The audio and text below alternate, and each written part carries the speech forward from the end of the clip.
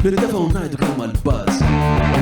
Mill-waħda neħbu tnejn. Ma nifhmux dwar x'qed irednu.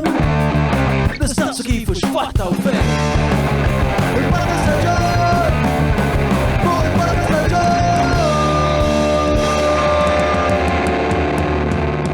Mela, tlaqna. Freddy, merħba, Xanna King. Aħna, ma'kom. Illum, b'tijaj għanna il-Freddy Portelli huwa wieħed mill-aktar kantawturi popolari fl-istorja ta' pajjiżna fis-sittinijiet mal-Malta Bombs fil-sebenijiet mal-Black Train, Freddy and the Black Train, disajniet bħala solista u minkejja li dien namet imma kbirġ fuq il-mużika tiegħek imma l-isem Freddy Portelli jafu tista' tgħid kulħadd. Anke t-tifel tiegħi ma tisema, yeah, I know that guy għalli, għandu 14-il sena, tkun tifel tiegħi għas il-podcast tiegħi ma nafx x'inhu. Mela, Freddy issa qed jerġa' gawdi popolarità ġdida anke permezz, mhux anke permezz, partikolarment permezz tal-musical li ġib l-isem tal-kbir għadu ġejri hija massima li Freddy huwa speċla ben nota għaliha. Il-kbir għadu ġej se tittella ġewwa d-dar il-Mediterran bejn 30 ta' Lulju u l-15 ta' Wissu u l-biljetti tistgħu takkwistawhom minn balzunetta.com. Freddy huwa ovvjament bniedem li u bil-kbir. Qabel ma nibda nixtieq nirringrazzja lil patrun li tappoġġjaw din ix-xewqa tiegħi ta' sħabi li nagħmlu media 100% ħielsa u indipendenti, ovvjament it-triq ta' indipendenza f'pajjiżna mhux daqshekk faċli għal daqstant l-appoġġ tagħkom huwa vitali, grazzi u grazzi mill-qalb. Aktar minn hekk dawn huma l-azzjendi li jappoġġjaw Julian Moħħokaw tella li l-azzjendi hekk jogħġbok raqadli fuq il-kompjuter. Mela, grazzi li Derek Meets li tabilħa it-tifel tiegħi l-aqwa ħaġa l-iktar ħaġa li jogħġbitu mill-dokumentarju kien il-burger tiegħu.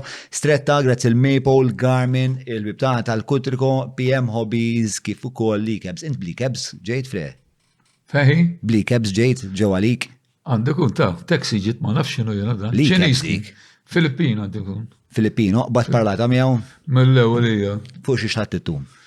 U kif sejjer Malta t-tifel tiegħu hekk u bdejt minn kull fejn ngħaddu ngħidlu l-postijiet x'inhuma bdejna mill-Mellieħa jiġifieri San Pawl il-Baħar u San Pawl il-Baħar bdejt ngħidlu hawnhekk ix-Xemxija hawnhekk il-Veċċa.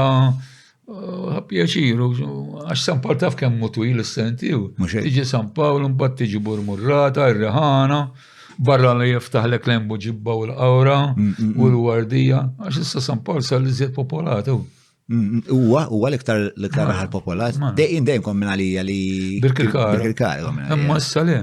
Jiena, pereżempju, Buġibba u l-Qawra, jien niftakarhom kolleli, għax jiena 78 għandi 78, niftakara kolleli.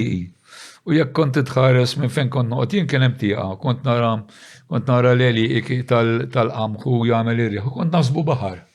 Issa jekk tħares minn dik it-tieqa tara ħajt kemm mola u kemm il-qawim. Dik rajta ta' dal-aħħar kien hemm dil-pressure tsunami jew rajtu dwarha? Rajt dwar li kienu il-pressure tsunami jew ma San Pawl naħseb ma talax l-ilma. Isu l-livell tal-ilma ola, imma ola ħafna ġifieri kien hemm smajt xi ħaġa fuq. Ħarġet it-tajd, ma nafx tiġi tajd bil-Malti kont niffittxa. Tajd. Tajd bil-Malti? Sejċi. Ġili smajt in-nies jgħidu li tajd ħafna ma sibx l-istess ħaġa.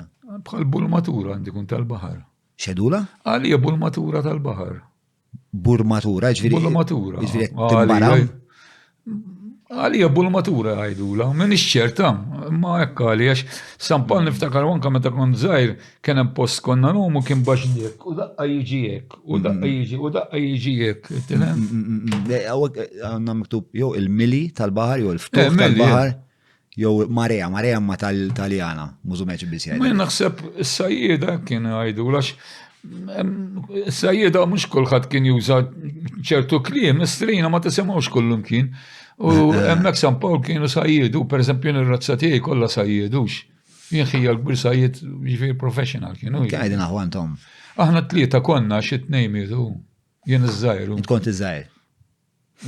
Imma inti ma kontx sajt draftsman kont, le? Jiena kont draftsman. Mbagħad minn draftsman kont ħriġ barra bejt l-ewwel kont impinġit toroq jien. Sewa. Impinġit toroq. X'isni, għandna ngħidu l-ħamsinijiet. Qed ngħidlu jiena kienu xi 60 66 għalija, jew 65-66 tħalt jina, għax mbagħad laqna l-Ġermanja u kienu keċċewni u mbagħad kien qabeż għalija l-Peridragos kienu ħobni għax fis-64 jien kont nilgħab water polo ma' Neptunians u n-Neptunians kienu l-artin, jien ma' Sirens propju, ma kont iġġieled ma' Sirens u għallu li ma maħat mur, għattilhom ma l-artin u għattilhom għadni żgħir ħalli żgur jilagħbuni u konna rbaħna li konna kaut. U dak iż-żmien il-water polo kien popolari tal-ħaġeb kien jisu mass meeting meta u tiskorja gow kulħadd il-baħar bil-ħwejġ mhux bħallhom ta' 14 għax konna nkunu seba' dejjem nibqgħu l-istess seba'. U jekk taqbad ballun jista' jagħtik ma jsaffarx ta' ġifieri. Kienet taf ħafna. X'jiġri jista' jtik u ma jsaffarx? Jekk tiżomm il-ballun jibda jtik ma jsaffarx. Jekk l-avversarju jibda jtik bil-pon ma jsaffarx? U mhux bil-pon. Ma jibda jxutjak minn taħt il-baħar? U niġbdu nqattaw il-mal lil xulxin. Incidentalment il-bieraħ kont qed nieku law San Ġiljan u kien hemm it-tim ta' San Ġiljan u l-fizjoterapist huwa Patreon tagħna u waqaf nkellmu. U kienu għadhom ġejjin minn ġlieda ma ta' slima, literalment qabdu jagħtu bil-pon il-bieraħ apparentament u ġew il-pulizija, ġifieri għax il-water polo huwa sport fiżiku immens. Però qabel il-ġlied kienu kun fi il-water polo kien xi ħaġa popolarismu ta' qed ngħidlek jiena fil-late 50s. Il-late 50s kienu grandes Sirens, Right, kont li żar wieħed. Kont li żar wieħed kienu dawn u konna mmorru sqallija nilagħbu darba qatt ma bżgħat daqshekk għal-ankwiet u stress għallija. Ma l-isqallin? Morna nilabu, kien hemm referi kien naqra pastask, u għax dak iż-żmien il-pitches kienu fil-baħar. Ma kienux malqin. Per eżempju, jekk jilagħbu Sirens u Sliema, ma jistgħux jilagħbu San Pawl il-Baħar jew Sliema. Jridu jilagħbu jew San Ġiljan jew il-Belt, dejjem tkun away. U kienu l-pitches fil-baħar kienu jkunu. U allura barra li inti San Pawl il-Baħar naħseb ħansemmilek eżempju, San Pawl il-Baħar, is-Sirens taf fejn is-Sirens. Sirens naf fejn. Hemm it-torrijek, meta ssir logħba, it-torri minn li kien ikun kollu nies bix-xatt kollox u bil-blat u mbagħad fuq barra kollu dajjes bil-bnada. U jekk tiskorja gow jiġifieri jissu xi ħaġa kbira tax konna niġu tuwan. Pereżempju meta mort jiena ma' Neptunians ġejna final, San Ġiljan kienu jgħidulhom il-balluta dak iż-żmien. U ġejna 2-1, it-tnejn skorjajthom kont għax kont opportunista jiġifieri. Kont ma kak ma nitrenjax imma kont nħaddem moħħi. 2-1 jiġifieri ġejna. Il-final tal-lik ġejna 3-2 u kienet ħanajdlek oħra. Jekk ikeċċik, int ma tistax tidħol qabel isir gow. Allura fil-final tal-lik, l-istess konna mal-balluta konna ġejna final. Kien keċċa l-kulħadd u ħallina 2 kontra 2. Lili u Tony Albanese, u ma kienu Christopher Dowling u Paul Dowling. Il-pitch kien l-istess daqs li huwa llum. Il-pitch l-istess daqs kien. Imma fil-baħar kien. Kif tinħeleb imma? 2 kontra 2 pitch. U qatt ma nbidlu, riserva qatt ma jidħol dejjem l-istess seba' konna nkunu. Għamilna, domna, nissiltu, 2 kontra 2, bad kont xrabt lina u kont skurjajt insomma, u daw kienu l-15 sena għalaw ġafijom u saru champions u allurin kont stridolu kbir. Ir-re tal-balluta. Mela, kienu jiġu miegħi, per eżempju, minn San Pawl il-Baħar kemm qabda u ma baqgħux iżommu mossa. Per eżempju, l-Bajzu kien jiġi miegħi u Tony konna ngħidulu dallara jiġi missier il-kummissarju li kien hemm ilu ftit Mr. Marvik. Nsellimlu minn hawnhekk kien it-tifel ta' Porċillo Vir kien iżomm ma' Sirens li miegħi kien jirkeb miegħi Peter. Kienu jiġu miegħi hu. Għalfejn kienu jkunu daqshekk baxxi ma' l-iskors. Għax illum il-ġurnata l-iskors ma. Għax ħanajdlek għaliex. Għax illum l-iskors isiru ikeċċilek wieħed u tiskorja. Allura u jekk u inti trid tagħmel action qabel kienet 45 seconds tista' żommu l-ballun qabel u dik neħħew ħanajdlek għaliex neħħewha. Għax kienu pereżempju keċċilek wieħed. Pereżempju l-Sirens kien ikeċċilna wieħed. Pereżempju nilagħbu ma' Sliema ma kienux jiskorjaw, kienu ħalli jiskorjaw fl-aħħar. Allura s-Sirens peresti kienu dak iż-żmien tajbin kienu jaqbdu niskorjaw lilna nfusna ħanidħlu kollha, tifhem? U batraw li għalhekk bidlu ħafna rules. U anka pereżempju qabel kont tista' ddum ma tipprova tixxutja jew hekk, illum lek jgħaddu 45 seconds u ma jkunx hemm action, titlef il-ballun inti, u jekk ikeċċejk ma ddumx ta' xi 35 seconds għandu ikun iddum. U illum il-ġurnata hemm ħin stipulat sa ma intret tagħmel azzjoni. Ta' żgur, u qabel kienet ħafu ħaf. Kienet ħafa. Illum 4 sessions. Sewa. 4 sessions u l-ħin kollu jbiddel ta' jistrieħu ta' aħna kienet taf tal-aġeb ta' kienet il-logħba kienet taf u konna nagħtu minn taf. Kemm dom tilgħaba? Dom sa 30. Dom sa 30 u kemm kellek ma bdejt 16? Li kont iżgħaru. Hemmhekk San Paul water polo u kulħadd tiffissat fuq il-water polo kien, Il-water polo kien xi ħaġa tal-aġeb, ġifieri, u ġlied. Jien għamilt ħabta kon ninżel il-Barakudas, ma ftax. Dak jien għamiltu l-Barakudas. Xifieri tagħmiltu? Jiena għattu l-Barakudas. U ejja. Għax kelli kwistjoni ma' s-sajrins li mhux qed jimxu fer u dan u biex nistighom. Konna jiena u ieħor Frankie Fenek, għalli jaħfillu miskin, kien draftsman miegħi wkoll. Konna żewġ draftsman, konna ħbib ħafna, nsellem il-familja tagħhom. U applikajna, peress li minn San Paul kien hemm tim, ta' parsi applikajna fuq l-imġar. U konna narmaw del gillieru. Imma mbagħad bil-mot irranġajna il-Barakuda hemmhekk, badna ħadna l-art hemmhekk aħna konna draftsmen konna nagħmlu l-pjanti tal-len, konna s-sugrajna naqra ta' mhux ħażin. Ma msom missallu mis-seteljaw kollox. Dak hemmhekk jiena reġgħu attivi dal-aħħar għax il-biera kont nkellem il-data San Ġiljan kombinazzjoni u għalli reġgħu attivi. Jien għamilt ħabta kont ninżel hemmhekk, għamilt ħabta kont għamilt ftit żmien nilgħab ma' Birzebbuġa. L-atmosfera tal-water polo hija xi ħaġa. Però il-water polo kien xi ħaġa u bl-ispiji ta' kulħadd bl-ispiji u dan jkunu jafu ma joqgħod fuq u kollox. Da żgur mela. U jiena kien popolari daqs il-futbol dak iż-żmien? Jien naħseb kien iżjed. U kien tourist attraction kieku għallum meta kien barra għax qed ngħidlek xi ħaġa eċċezzjonali ta' u x'kien jibda joqrob għall-aħħar tiegħu. Qed ngħidlek u ġilied kbir ta' il-ġilied li kienu kun fih inkredibbli ta' kien xi ħaġa kbira ħafna kienet. Għax hu qisu l-ġlied ikun ġa qabad taħt l-ilma. U bida jmur qisu hekk jitlef il-popolarità water polo rajt jiena mendu bdew jilagħbu fil-pixxina mhux meta kien jintlab fil-pitches kulħadd kien b'xejn u jiġifieri kien free for all jiġifieri kulħadd kien imur u ħajilgħu. Tkun għaddejh mix-xatt u tajt għaristi jagħmluha. Ma kont tkun taf ta' minn qabel kienu jkunu jafu għax kienu jtuħ pubbliċità fuq Rediffusion għax dak iż-żmien Rediffusion kien hawn.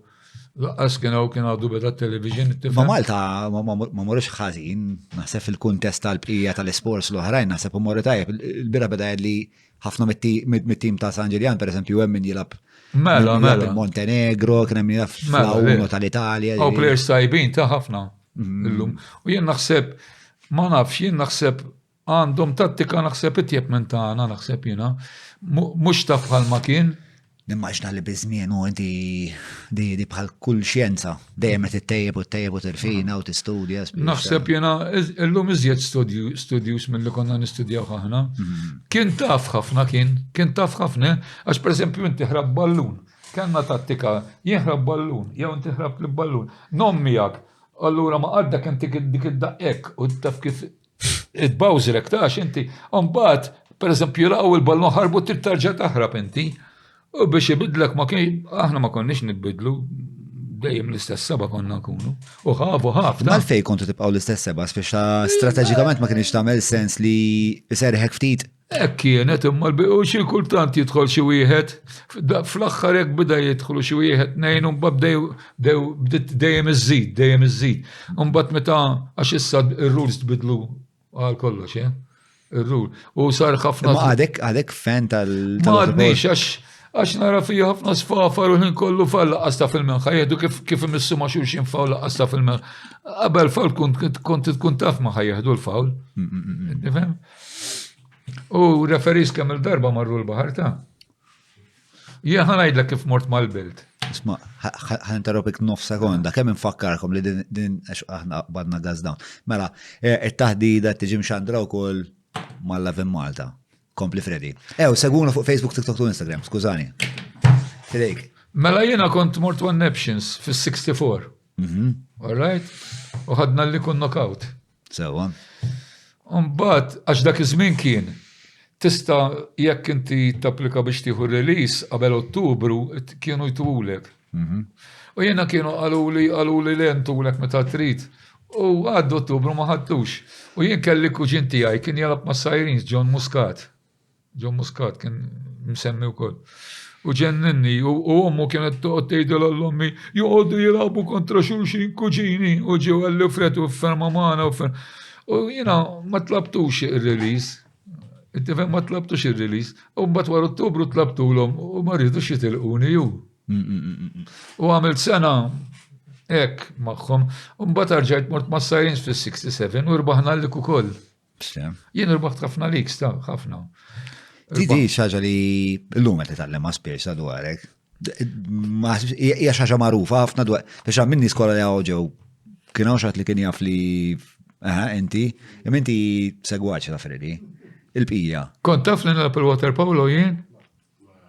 Witi anka ma' Malta kont tilab? Mela kont nilab ma' Malta. Mal-belt? Mal-belt ħanajdlek kif mort mal-belt.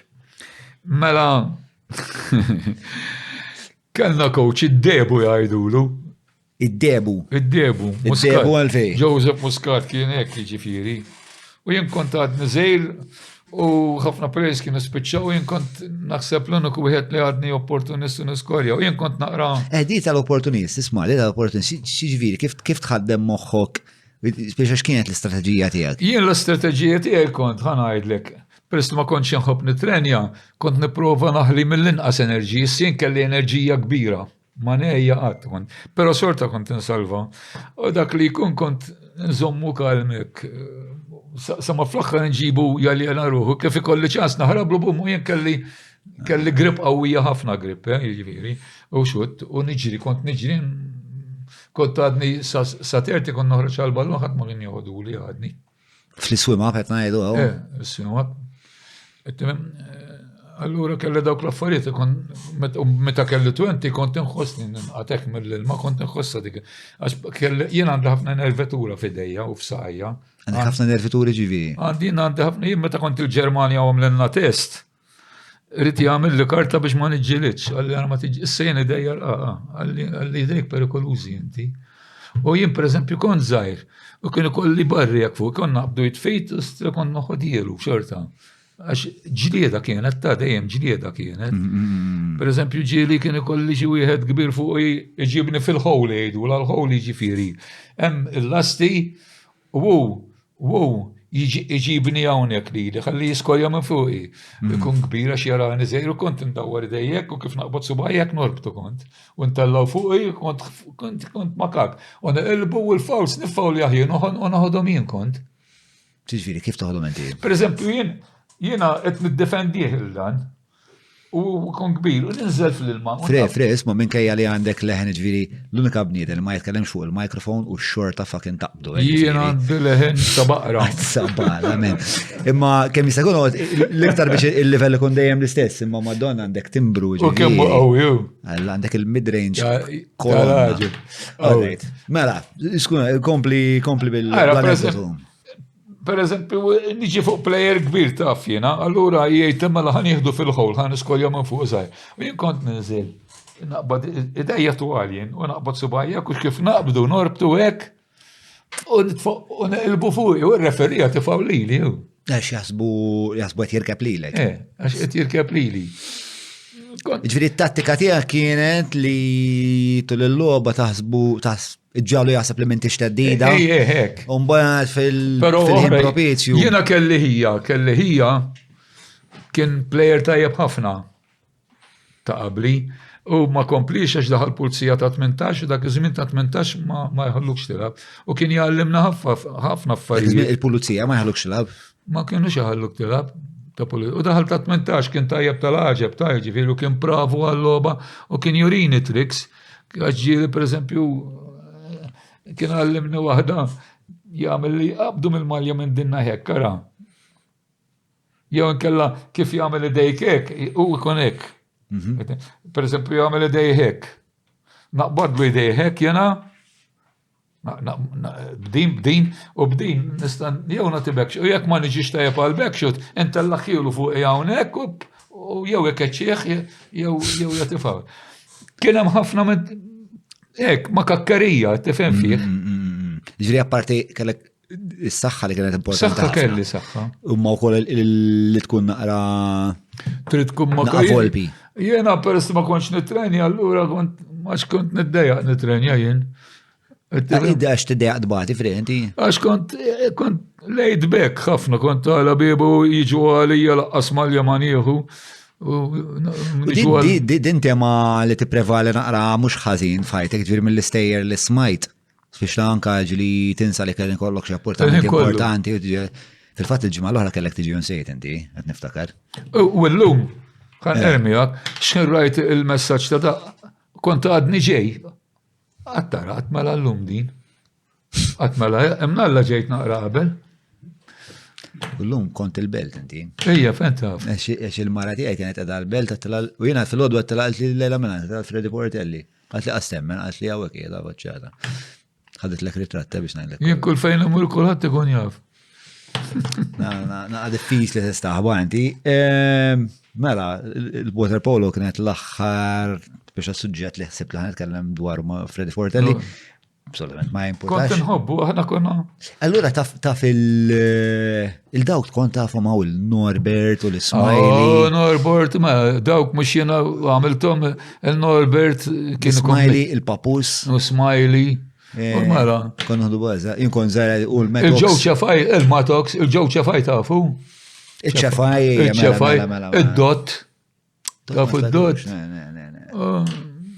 Dik li kienu parti u l-Smiley kien għalla ġgan. Smiley, dak kellu hu kien goalkeeper. Kien goalkeeper ma' Sirens. U l-axħalli laqa penalty kien minn player tal-ġent ta' Freddy Grishti, kien player veru tal-Istra. U l-axħulu. U mar l-Ingilterra, kien twil dan, xuħ jarġa, dan li qed li kien jismu li, dak George li qed tajt inti. George Smiley, eżatt. Għax imbagħad hemm Tony Smiley dejjem jitħak, dejjem jiċċajta dak, mawx bħalu. U marru l-Ingilterra u kellu appendicite qed jgħidli ħabib tiegħi wieħed minn dak li kien jiġi meta. Da Tony qed ngħidu. U x'jiġifieri Tony? Għal min qed ngħidu minn ma l-Ingilterra. Qed ngħidu għal ħu George. Għal ħu George, kien jismu George? George, ħuh kien jismu Leri. Leri, okej. Ma xal fej reġistrajtu. Kien, is-Sirens kellhom żewġ goalkeepers twal ħafna kienu Leri u Peter Sankasja. Sewa. Kienu twal, għax anke kien jieħdu l-tratti huma joqogħdu fit-trufek għax kienu twal ħafna. U dak Leri konna ngħidulu letna. Għax konna morna sqallija u baqgħu tilajnu u Peter. Umbat letna fl-axħar biċċa ċedu u telqu jiġru u Peter baqa sejru sab kollox u letna sab flok sabu si spiċċa kollu sab biċċa taqta u taru bida jitgerbi bekk u baqgħu jgħidulu letna. U dan Leri kien mar l-Ingilterra. U ma nafx ħass kellu appendicite, qed jgħid li sieħbu jiġifieri, għalli wara l-operazzjoni morna għalli niċċajta u għalli nagħtu bl-imħadet, għalli kif tlaqt, għalli ċemplu għallu l-ommiet. La. Mela, dak hu George. Miet kif miet? Bl-appendicite. Ma bl-appendicite, ma kellu appendicite. Għamlu l-operazzjoni. Sew ċaqla xi ħaġa ġralu. L-Ingilterra ta' jiġifieri dan. Is-suċċess kbir bil-mużika kollha ta' Freddy Portelli u stila l-kbar jerġa' jirritorna dan is-sajt. Għalfejn qiegħda tibki. Issa x'min għalik. Ħallini wetlaq lejha.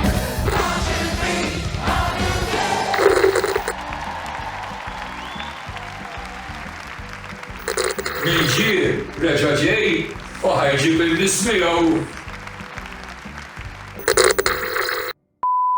Isma' għidna fuq Sqallija. Sqallija. Baħarit li semmejt l-ewwel. Sqallija mort kemm il-darba nelab jiena Morna. U darba minnhom meta s-sirens kienu tajben ħafna kont għadni żgħir ħafna.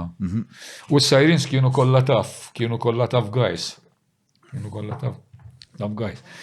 U konna ħanilabu Messina, kien hemm l-isports u kien hemm ħafna nies peristi kien hemm l-isports.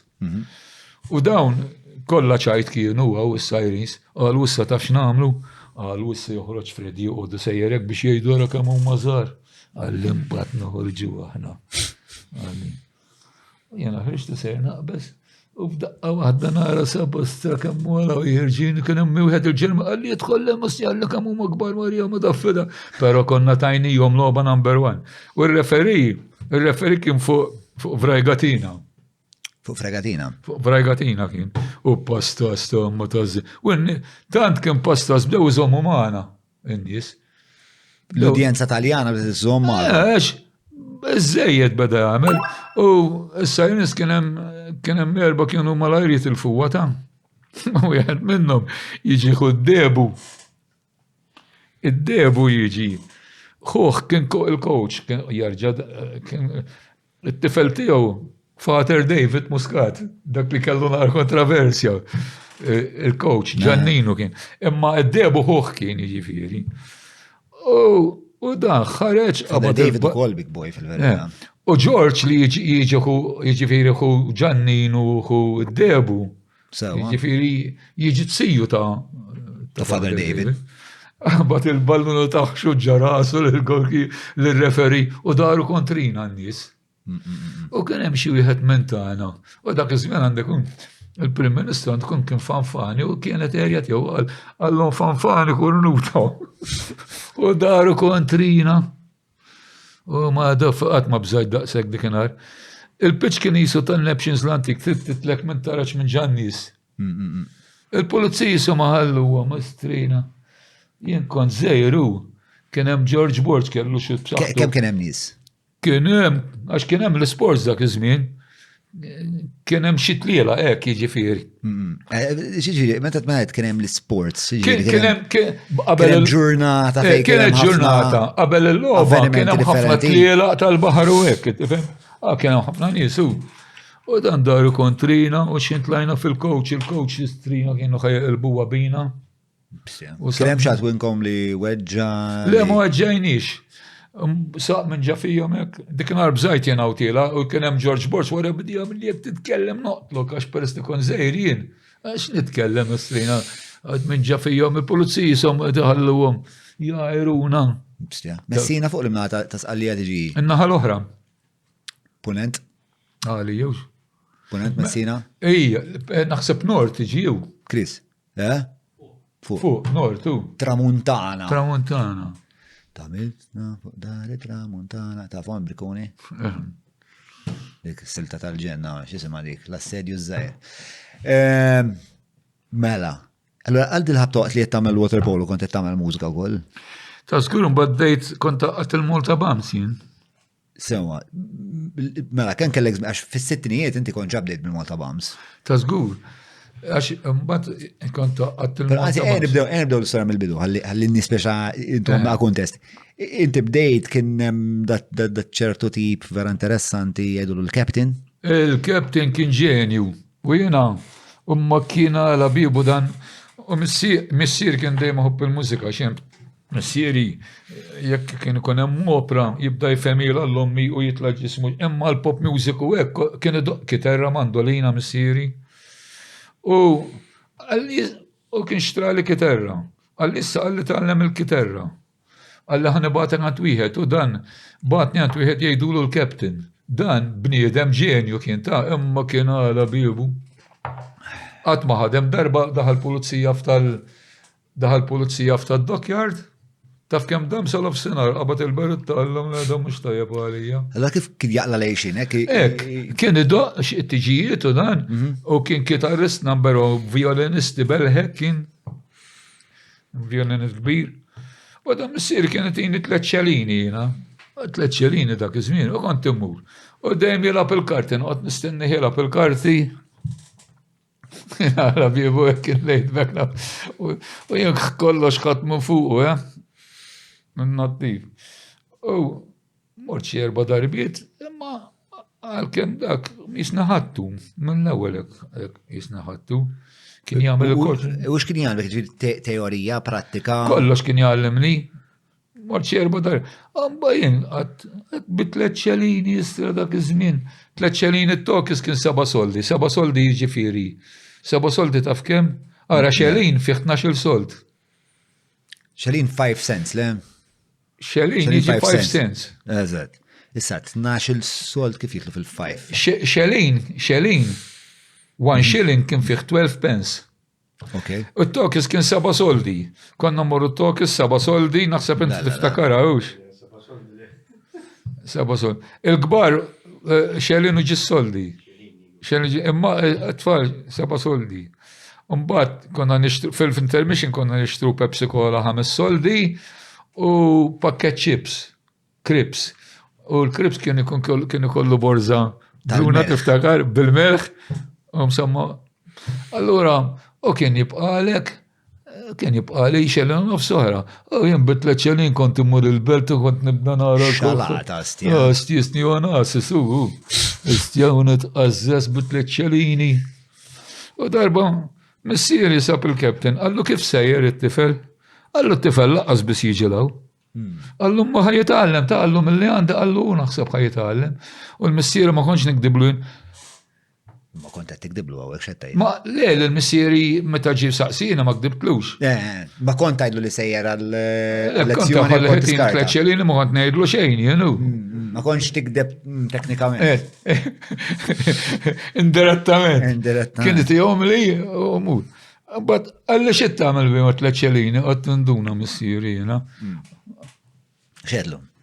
Għatlu ħanot intiħt kleċċelini pa għatlu. Għalli xin saqsejtu xitta ma għallu man tixtiġilem.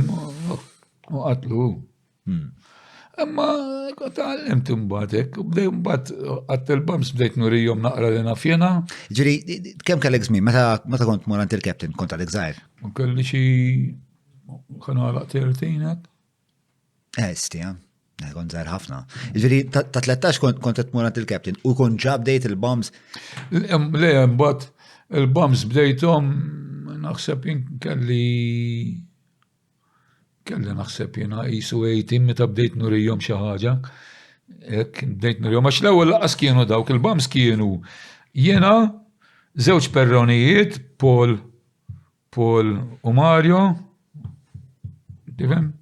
Mbagħad kont daħħalt il-bejżu u l-bejżu kien għall-ewwel joqgħod jagħmel naqra korum mbagħad kont ngħidu tix nurik naqra bejż kif id-doq bejż u noqgħod nurik naqra. Isma' il-bejżu l-qam tiegħu ġej mill-kelma. Tonika mill-eri. La naf li tonika ma ġejja mill-kelma bejż. Dak jien lajtilu għax aħna l-Malta Bams konna 3 tonijiet u jiena Freddy. Sewwa. Tagħmel ton, allura il-bejżu konna ngħidlu bejż, tifhem? U liħor kellu kolla bil-laqam il-Ginu, il-Gigu, il-drummer, kienu 3 pravi, ta' kellhom talent. Il-Gigu ta' wara Perrone. Ta' żgura x'imbagħad Perrone ma kellux drums u xejn. Għal fuq xiex kien idoq. Konna dħalna l-konventu sibna side drum imqatta u ġoni dan li semmejtek tal-water polo kien għamillu ġildek, mbagħad konna mmorru naħdu l-katuba konna naħdulhom il-katuba tal-banda. Is-side drum jiġi tom meta jiġifieri. Side drum is-snare. L-snare, Is-snare u l-katuba konna mmorru naħdulhom tal-banda. Kienet tkun u ma sajma insomma u missieri kien għalli hawn tifel għalli għatak ammu tajjeb fuq id-drums. Missieri, għalli ġibu, għal daqadni lew tixtri drums ta' għadnu mistax ikun hekk, insomma. U ġidan Tony Bartolo dak, il-Gigu, drummer tajjeb, ikanta soul tajjeb, it-tijom l-ħna, kellhom talent naturali, it-tlieta l-huma, it-tlieta ta' il-bejżu, il-ritim tal-ħaġeb u kollu anka liħor. U per esempio, ħna konna kantaw kollox armonizzat. Il-mużiċisti kienu jkantaw ukoll miegħek? Aħna konna, ħanejdlek kif konna nagħmlu. Per eżempju, ħankanta jiena lead. L-oħrajn jagħmlu l-kor u jien kont iffissat fuq l-armonija u għadna sal-lum. Il-korijiet kienu jkunu professjonal ħadd ma kien jagħmluhom bħalna. Għaxin tallimt naqra mużika u kont naf, u armonija nafa u nafxie. U kont intihom l-ħna, kollha differenti, ġili konna nieqfu nkantaw ħna biss u konna nagħmlu. Għax kellna armonija tal-għaġeb kienet, U konna impressjonajna l-kulħadd il-Ġermanja, morna l-erja tagħna sirna top, l-Amerika dornija kollha jiġifieri. U rrakordjajna ant il-Beatles aħna bl-apparat tagħhom selfulna l-apparat. Ħanaslu għal dawk l-istejjer kollha, ma jinteressani il-bidu ta' traġett mużikali tiegħek. Biex ġibdek lih kien tipo milli qed li missierek imbuttak fi triq mużikali, però inti kellek ġibda għal palk, kellek ġibda biex toħloq il-mużika. L-imparti tal... ħanajdlek, ħanibda mill-bidunet. Mela San Pawl kienu jagħmlu teatrini. Sewa. Jagħmlu teatrini. U kienu jagħmlu nsejt jgħidulhom bil-kantu hekk. U meta mort inkanta kien hemm wieħed id-direttur immarkani għalli bżonn naqra leħnek ta' għalli għax u tekkitli. Mbagħad Sirens ġabu ġubu, kon niftakar kien bdew jgħidu ħajġibu magna ta' titfala 3 soldi u d-doq li trid. U konna għodna nisimaw dawk id-diski, niffaxxinaw ruħna naraw il-dik taqbad id-diska sejra hekk. U tan allura kienu dawruha bil-din hekk bil-pajpijiet għax kulħadd hekk. U dak iż-żmien id-diski li kienu joħorġu istra kienu jidħlu ġafik, kienu jidħlu ġafik u kienu sbiħwis strina d-diski li kienu joħorġu u l-mużika kienet ħaditni li tifhem ħaditni. Fuq il-mużika kbirt inti fre? Fuq il-mużika kbirt, li kienet il-mużika li akkumpanjatek? Jiena kbirt fuq il-mużika tal-late 50s. Ok, per eżempju. U sallum, skont l-esperjenza tiegħi, li żjed mużika li tolbuk baqgħet il-late 50s u l-early 60s, dik il-mużika li żjed u tista' ddur id-dinja għamela. Għamel lila u ħatimxi. Il-late 50s u l-early 60s baqgħu wisq. U għana ngħidu xi tip ta' rock and roll. Kien ħareġ il-rock and roll u mbagħad kien ħareġ it-twist.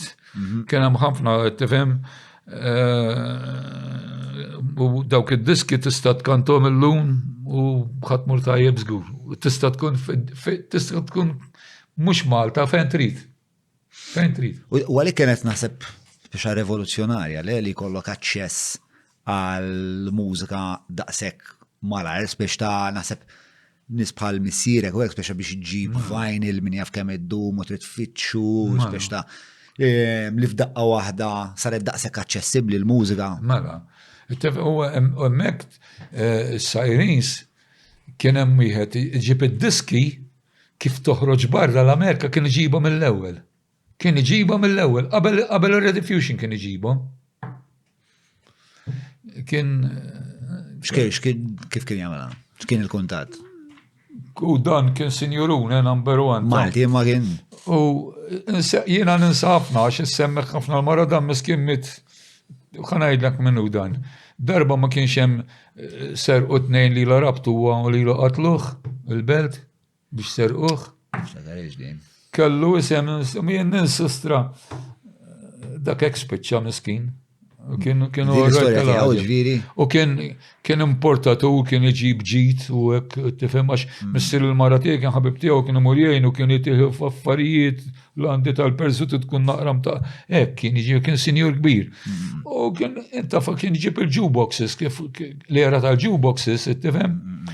U pereżempju aħna id-diski l-antiki li ħriġna l-ħakna l-era tal-jukebox. Il-jukebox kienet tkun fija ħafna diski Maltin mimlija kienet tkun. Allura kien ikollok speċjalment kont tisma' daw il-kantanti u kont naħseb taf xi ħaġa jew tnejn dwarhom biex inti ta' tifel minn San Pawl il-Baħar bin il-ħaddiem tilab il-water polo kont toħlom li inti għad xi darba tkun simili ta' daw in-nies li tidolizza? Mhux li kellif moħħi li ħankun magħruf bħalma jiena llum ħanejdlek ma kienx li dija tiegħek. I took it as it was coming, tifhem gradually, jifieri, bil-mod il-mod. Imma qatt ma kellek din il-ħolma. Għax imbagħad ħanejlek ġara. Ħanajdlek ġara. Konna nkunu qegħdin nitrenja u sampal dak iż-żmien kien għadu vojt, kien għadu qed ngħidlek buġibba u l-qawra kollha niftakara jiena kelli tziju kien għalkemm kien sajjed kien dilettant tal-kaċċa. U kont żgħir kien joħodni miegħu bir-rota immur jinsob fis-saaten ta' filgħodu. Id-dawra pereżempju ta' buġibba niftakara passaġġ biss daqshekk. Biċċa passaġġ id-dawra kollha ta' mbagħad mal-blat kollu angilajrin tal-gwerra. Kien kollu, kien, u kien sabiħ, taf kem kienet sabiħ għawra buġibba tal-ħagġeb kienu sabiħ. Xidilek minna issa? Issa hija t-timxi mażminiet li jemmu. Ovvijament l-affarijiet jinbidlu ma iktar izbaħ, ikraħ. Meta kienet naturali, mux izbaħ dik il-ħdura u dawk is-siġar. Bal-ħagġeb kienet u sabiħa. Isa ġenna kienet. Isa l-ġenna. Demem jien niftakara nġibu ara kemm ninsajjen, mbagħad nġibu qudiem għajnejja nara jisni qed nara issa. Tifhem? Konna mmorru hemmhekk jiġifieri. Issa fakkarni fejn kont wasalti. Kont nsaqsik speċjalment ta' tifel. Speċa jekk kellekx dil-aspirazzjoni li sir Freddy Portelli li jentellum, speċa Le, ma konx naf. Meets Malti, speċa Le, konni hu pjaċir inkanta. U sib dawn it-tlieta. Minn hemmhekk bdiet l-imħabba għall-kant. U ma mbaġġietni tajba għax it-tlieta li sibt fl-aħħar li salu l-bams oriġinali insertaw kellhom talent kbir. It-tlieta l-huma kellhom.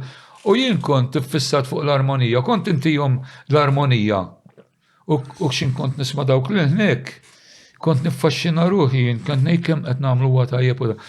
U konna kun nitrenjaw, peress li ma kien hemm xejn sampaw l-baħar, il-ġuventur tfal id-dejjem fejn imorru nitrenjaw u jiġbrulna l-flus biex nixtru hekk u nixtru hekk.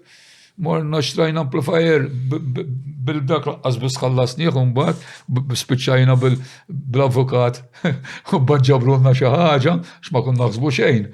Konna xborna xi ħaġa, tajna xi ħaġa u xtrajna mbagħad Alla biss jaf kif ħanħallsuh. Ma konniex naħsbu xejn hu.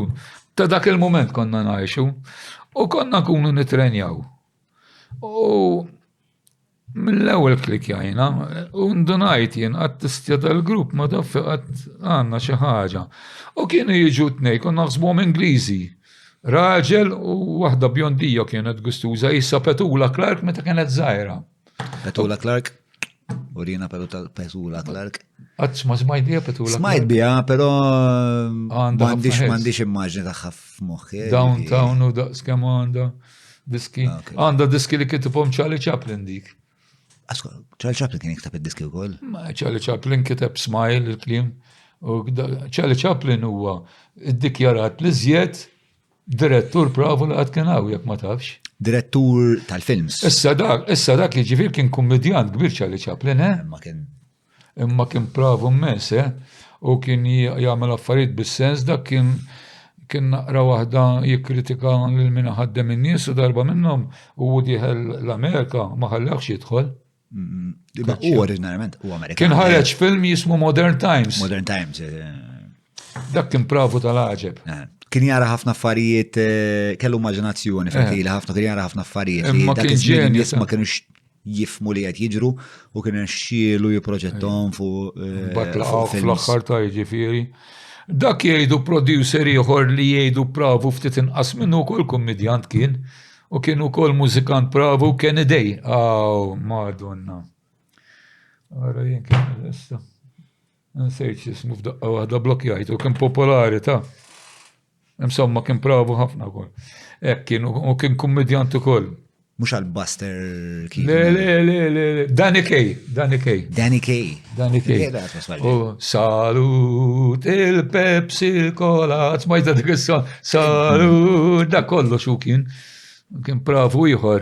Però Charlie Chaplin jgħidu li kellu synchronization ma kellhomx biex jiffilmjaw xejn, kien jivventa affarijiet iġennek kien ta' Charlie Chaplin ta'. Insomma, semmejna l-Petula Clark kienet tixbaħ din li kienet ħammija. U dan kien ħajsiefer u għalenna li hu Ġermaniż dan. Dak kien jiġi jarakom id-doqqu fil-garax. Kien jiġu dejjem jismawna kull-jum, kien jiġi jismawna. F'dal punt kontu diġà tiddoqqu fil-barijiet. Le, konna nitrenjaw biss. Sewwa. U ġieli kun hemm xi ħaġa tal-kappellan xi ħaġa jiġifieri. Tipprattikaw kuljum. Ejwa, u jien kont naqra stret magħhom peress li konna nagħmlu l ħna naqra waħda komplikati, il-ħin kollu waqqafhom kont inġalhom jidaw u veru ta'. Ġieli għall-kuntrarju tal-water polo imma hekk xi xorta ta' serjetà kelli. Ejwa. U kienu jibżgħu minni. Konduttur. Waqqafhom kont b'sieken. Imma, insomma. Il-biżax kien jikkawża għalfejn kienu jibżgħu minnek. Għax, song jekk ma nisma' leħen naqra hekk, jien kont minn dejjem jien anke jkunu qed jagħmlu festival nkun naffaħħadu n-nifsijiet u kollox. Dan hekk, fissat hekk jiġifieri. Ma għalfejn biża'. Għax jiddejqu jħarsu lejja jaħsbu nkunu sejrin jgħidu ħajwaqqafna. Tifhem, imbagħad konna nagħmluha perfetta d-diska. Jiġifieri inti kont ukoll tippjanalhom li tieħdu n-nifs flimkien pereżempju? Kollox ngħidlu hawnhekk hekk, pereżempju qed nagħmlu Viva Malta pereżempju. Il-bejżu ħantih linja. Alright, mela Viva Malta qiegħda fej minor, konfemmek xi ħaġa. Mela minor fija 3 noti, fija A, C u E. Mela jiena l-lied kont naqbad tal-A u nibda nieżel. Il-bejżu kont intieħi is-C. Jibda nies. Mbagħad kelli r-ritim kien jola ħafna, kont intieħli. Tifhem? U inkantaw il-kliem flimkien, u mbagħad ġieli jaqgħu li kora u minn dawk u kont irridhom eżatti. Tifhem? Issa dak iż-żmien kont għadni ma m'għamilx Viva Malta jiġifieri, ma konna nagħmlu diski Ingliżi u hekk. U kien xi diski li kont nikteb jiena. U inti dak iż-żmien bil-Malti u bl-Ingliż kont tikteb? Dak iż-żmien kont tikteb bl-Ingliż. Għalfejn kont tikteb bl-Ingliż? Għax kienet id-drawhom di tal-Malti mhux minn du għamilna Viva Malta nqaleb kollox u kulħadd bida għax Viva Malta tant kienet kbira. Ma inti kellek siltiet bil-Malti qabel Viva Malta? Le, bil-Malti le. Kienet. L-ewwel waħda? Għax infatti ħanejdlek ġara. U da għalna jiena Ġermanista mhux Ingliż. Għalna titintallakom għall-iftakar l-Beatles bdew minn hemmhekk mill-Ġermanja u dan kien biljonarju ma konniex nafu issa x'issa ngħidlek għamilt żball jien għamilt ħafna żbalji ta' u opportunitajiet kbar armejthom ma jiddispjaċinix għax hekk naf kif qiegħed u naf meta tifferma xi ħaġa għal xi ħadd xi jiġrilek bħalma ġrali ma' Ras Conway. Insomma, u tallana. Ras Conway il-pjanist? Pjanist, Ras Conway kien l-ewwel Ingliż li ħad diski tad-deb. Għax l-Ingliżi ma tantx kienu jidħlu fil-hit parade Amerikan. L-ewwel ma beda jidħol. Da instrumenti li slelek tal-ħin. Dan kien kellu songs tal-ħaġeb, kellu sajt sedir, rolet, missieri kien iffissat fuq. U dak jgħidu. Mac the Knife tiegħu kien ewwel. Le, dik Mac the Knife mhux instrument. Ma' verżjoni instrumenti li jgħidir li jien. Mac the Knife hija ta' Bobby Darin. Right. Bobby Darin. Dak kien beda pop u għaleb jazz, dak kien wieħed mill-favoriti tiegħi. Sudan, żwijajtek, Minn fejn ħammorru minn? Sejrin il-Ġermanja. Tlaqna mill-Ġermanja, issa naslu għal. Tlaqna l-Ġermanja.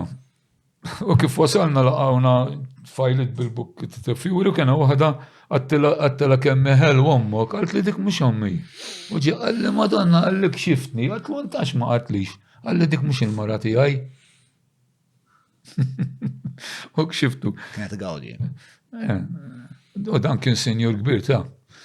U aħna konna għadda naqra l-ura ħanajdlek, u minn San Pawl konna naqra. Sa dak il-punt kont ġili sifirt? Kont sifirt bil-water polo biss. Sewa. Bil-water polo. Tal-punt kemm għandek żmien? Hemmhekk kelli meta tlajna l-Ġermanja kelli 21 xi ħaġa hekk 21 meta tlajna l-Ġermanja. U insomma, tlajna l-Ġermanja u bdejna ndoqqu ġan night clubs. Żgħar. Clubs żgħar biss hekk, tifhem? Mbagħad bdejna nagħmlu l-auditions għal postijiet kbar, konna mmorru u tagħmel audition u jiddepend, imma kull fejn morna konna naqalgħu applaws tajjeb u kienu jibbukjawna mbagħad għal xahar u kienet tkun paga tajba. Insomma paga tajba. U kien japprofetta ruħu u kien jaf x'kienet il-paga Malta dak iż-żmien kienet 5 liri paga jien kont draftsman. Għax kont għadni kif tħalt jien mill-ewwel tlaq. Kien kont draftsman kelli 5 liri fil-ġimgħa. Hekk kienet il-paga. U kienet tina l-paga u aħna kif tina l-paga konna nonfquha mill-ewwel, konna niġru nibdew nonfqu. U mbagħad nagħmlu 4 ijiem mejtin bil-ġuħ ħaqas kien ikonna biex nieklu. Ma konna naħsbu xejn hu. Konna ntajru. 20 sena il-Ġermanja. Mawra sal-ħadnu ta' Derek mhux tranzazzjoni kif ġibu laħa, fejn apparti tinqeda blifjen kwalità se tiġi mejjun sabiex issawwar l-arfin tiegħek dwar dak li qed tiekol u titma' lil familtek. Biss jekk m'għandekx il-ħin tad-disa fejnhom il-belt, ibad WhatsApp lil Derek fuq 9986-6425 biex waslulek ix-xirja fuq l-adba. Kif kienet? Mbagħad dik il-ħajja hemmhekk imma f'daqqa waħda jgħid il-Ġermanja għax flus fil-but. Ħanajdlek imbagħad ħanajdlek jien ġara, ġara. Għalli issa niftakar qabel l-ewwel show kbir li għamilna kunċert, għalli ħanħodkom kolon. Għalli ħaddoqqu live, fuq ir-radio. Live. U morna għalli nissa x'inti xal-bozza għalna ħajismawkom xi 60 miljun u niftakar ir-ritm għalli s-sek naqgħat għandna korda. Kien jibżal, jien kont naqra li għatlu s-samu ġew qegħdin. Kantajna 4 diski u ma kellna l-armonija veru kienet tajba tal-ħaġeb. U samana. X'siltiet kantajthom? Konna kantajna għandi kun Jezabel, għax kienet popolari ħafna. Jezabel. Nsejt 3 songs hekk kienu. Għax qabel tlaqna għalulna semmewna xi songs, għalulna dan popolari ħafna la ġal-Ġermanja. Insomma. U jiena kont zittilhom l-ħna. Għax jendem kont nivvintata, jendem nivvinta. U dawk sħabit kienu pravi tal-ħaġeb, it-tijom leħen kellhom pitching eżatt. Iżommu eżatt konna nżommu. U daqqajna live. U ċempilli il-manager Freddy għalli u dan samana u ġi jismana live. U kif rana somaru kulħadd kien bjondi hekk. U samalu ħna impressjona ruħu dan. Dan mela il-manager huwa dal-Ġermaniż li kien jara, f'dal-punt inti ġa firmajt ma' dar raġel bħala l-manager tiegħek? Dal-Ġermaniż. Ta' żgur mela. Kont iffirmajt. Iffirmajnilu. Insomma. U dan fittex lil manager għax dan kien jafu kulħadd il-manager tagħni, ma kontx naf il-biljonarju, ma kontx naf. Dan ġi jismana u ċempillu, għallu dawk impressjonawni. U kien hemm programm il-Ġermanja. Kif kien Xarabanka u Malta? Kien popolari tant kien popolari, laqqas hitmakers Ġermaniżi ma kienux jidru fih. Hitmakers Amerikani biss. Għallu impressjonawni, għallu ma jridu ikantaw bil-lingwa tagħhom. U għalli għandek ħila tikteb bil-Malti. Għatlu niprovu jienu, Għalli mela, ikteb diska bil-Malti. Għalli akteba, għalli għax dan, għalli break, għalli once in a million, għalli once in a lifetime, għalli jek tidru fiħ, għalli siru popolari. Kien fuq TV Kolon. Sewa. TV Kolon. Somma, jien dejjem ninsawa għala biebi kont. U niftakar, konna għatni flaxijek, u l-bejzu, għallin tiktib ta' d-deska għatlu nsejtu b'dew jajruni, jien kredu kien jgħidu li, dan kolla bil-laqam. Inti veru kredu, għadda ġejjien jiffilmjawna, għatna minn sejtu, b'dew jekkonna jirrabja. Kien pakket sigaretti u bdejt nikteb u bida ġej klim. Batt il-kiterra, tajtom l-ħna, muħarġet tal-ħaġeb mill-ewwel. U ġbitni għalli. Ġbitni ħanajdlek għax ħanek konna nitkellmu. Tasam, ġbitni tu għalli. U għamilna ħbib arġajna. Insomma, u l-għada ġew. Kantalna strofa, kuman. Viva Malta u l-Maltin, din l-arti tal-qalbenin, din l-art ħelwa kollha xemma nafu. Insomma, imma mbagħad miegħi għandi leħen, pereżempju jien qed nagħmel Viva Malta u l-bejs jagħmel li Viva Malta u l-ieħor għandu Viva Malta u armonizzati u x'int tismagħhom flimkien jiġu sbeħ wisq. Mbagħad naqa' waħdi jiena huma jiġu armonizzati. Il-lejl ta' qabel ma kellkom tmorru d-doqqu ġo dal-program li kien l-ekwivalenti ta' xarban ta' Ġermanja. Huma kienu ħajamlu video tagħna. Ħajamlu barra, imma kien il-maltemp. Allura għamilna il-recording fejn konna tindoqqu l-kuntratt kull-jum ġa dan night club. Sewa. Tifhem? U minn flaxija sa filgħodu isra niftakar jien kont inkanta l-lead tagħha. Misma' sħabek ukoll setaw biex ta' għalfej l-lejl ta' qabel qalu. Għax konna ma konna naħsbu xejn. Kollha mtajrin kontu. Mtajrin number one. Dax daw ndunaw ma kienx qed jirreħersja għal-song il-kamra kollha sigaretti. Konna labibna tal-ħaġeb. Xejn ma konna naħsbu. Imma ista tant kellna konfidenza fina nfusna li nitalmu kollox mal-ajrek. Dwar mużika jisu kellna superiority complex. Ma kif kienet l-atmosfera fil-grupp, għax intom f'daqqa waħda speċa minn garax buġibba qegħdin il-Ġermanja tismawkom 60 miljun ruħ. Biex it-taħdidiet li kien ikolkom bejnietkom, x'kontu qed tgħidu speċ ta' l-ostja kemm ħansiru senjuri, l-ostja kemm ħansiru famużi. Sa ma għamilna, sa ma derna fuq dak it-television qatt ma kellna idea aħna li ħansiru. Imbagħad meta Ma naħseb li kont fuq dar radio, x'kien jismu radio? TV Kolon. Television Kolon. Le radio da li ma nafx minn għalek. Dak Radio Kolon. Smawk, eżatt, 60 miljon ruħ. Dak Radio Kolon kien, Radio Kolon. Xax kien pass kbir għalikom. Ta' żgur. Imma imbagħad aħna niftakar armawna għalli issa tridu tkantawha live din. U xinġejna biex inkantawha. Jiena persti kont inkanta li kont kelli l-mikrofon għaw. Il-bejzu kien it-tin leħen kien jgħataw, u r-ritim dik kienu nku diska li ma kantajniex li erba. Għax il-solti wanka drummer, kantaw, ma drummer ma kellux li. Imma mbagħad kien hemm ir-ritim. Kellu, it-tlieta kellhom widna tal-ħaġeb, ta' li t-tijom, it-tistattijom leħen diffiċli għamlu l kazat kienu.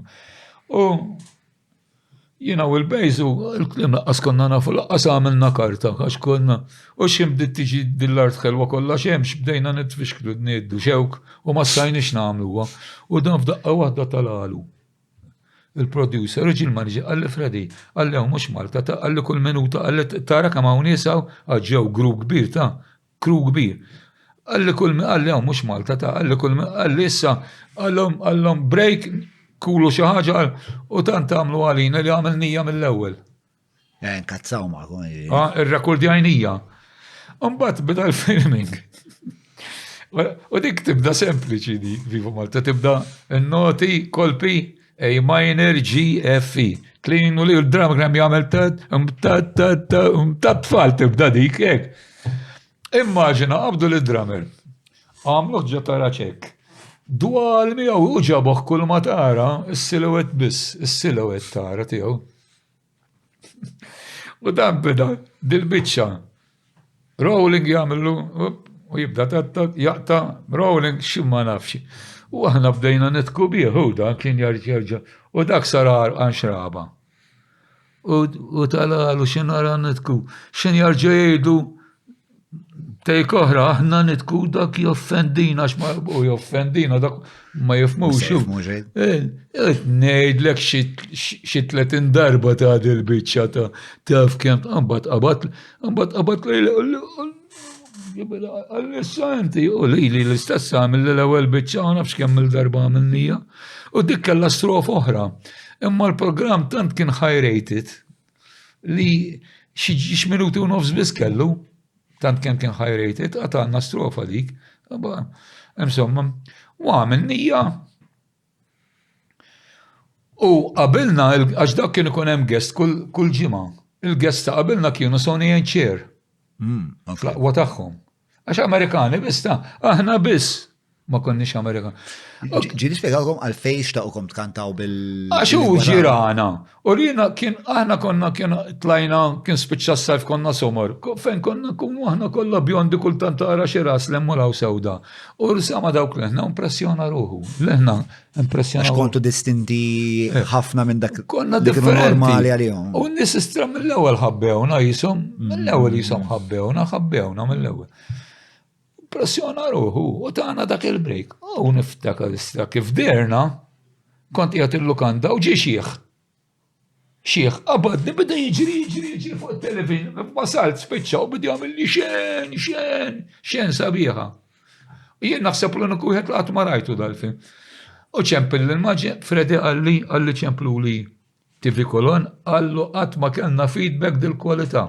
Allura qatt ma kellna feedback dil-kwalità. Bil-Malti ta' kantajna Viva Malta ta' ġifieri. Allu ħanibda nuruħ spiss għallu għaxaw talba kbira għalja.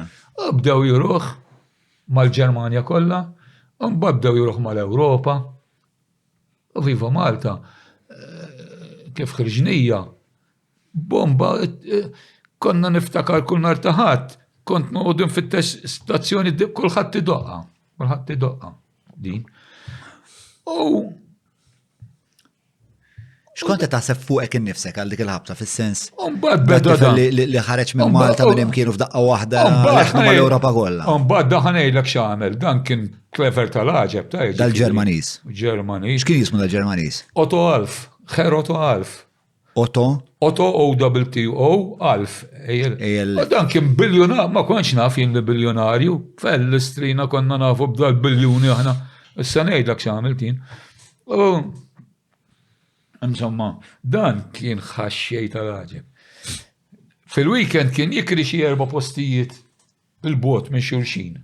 Iġib gruppi kienu jkunu tajbin, istra tal-gruppin, naħseb kont narhom itjeb minna, imma n-nies.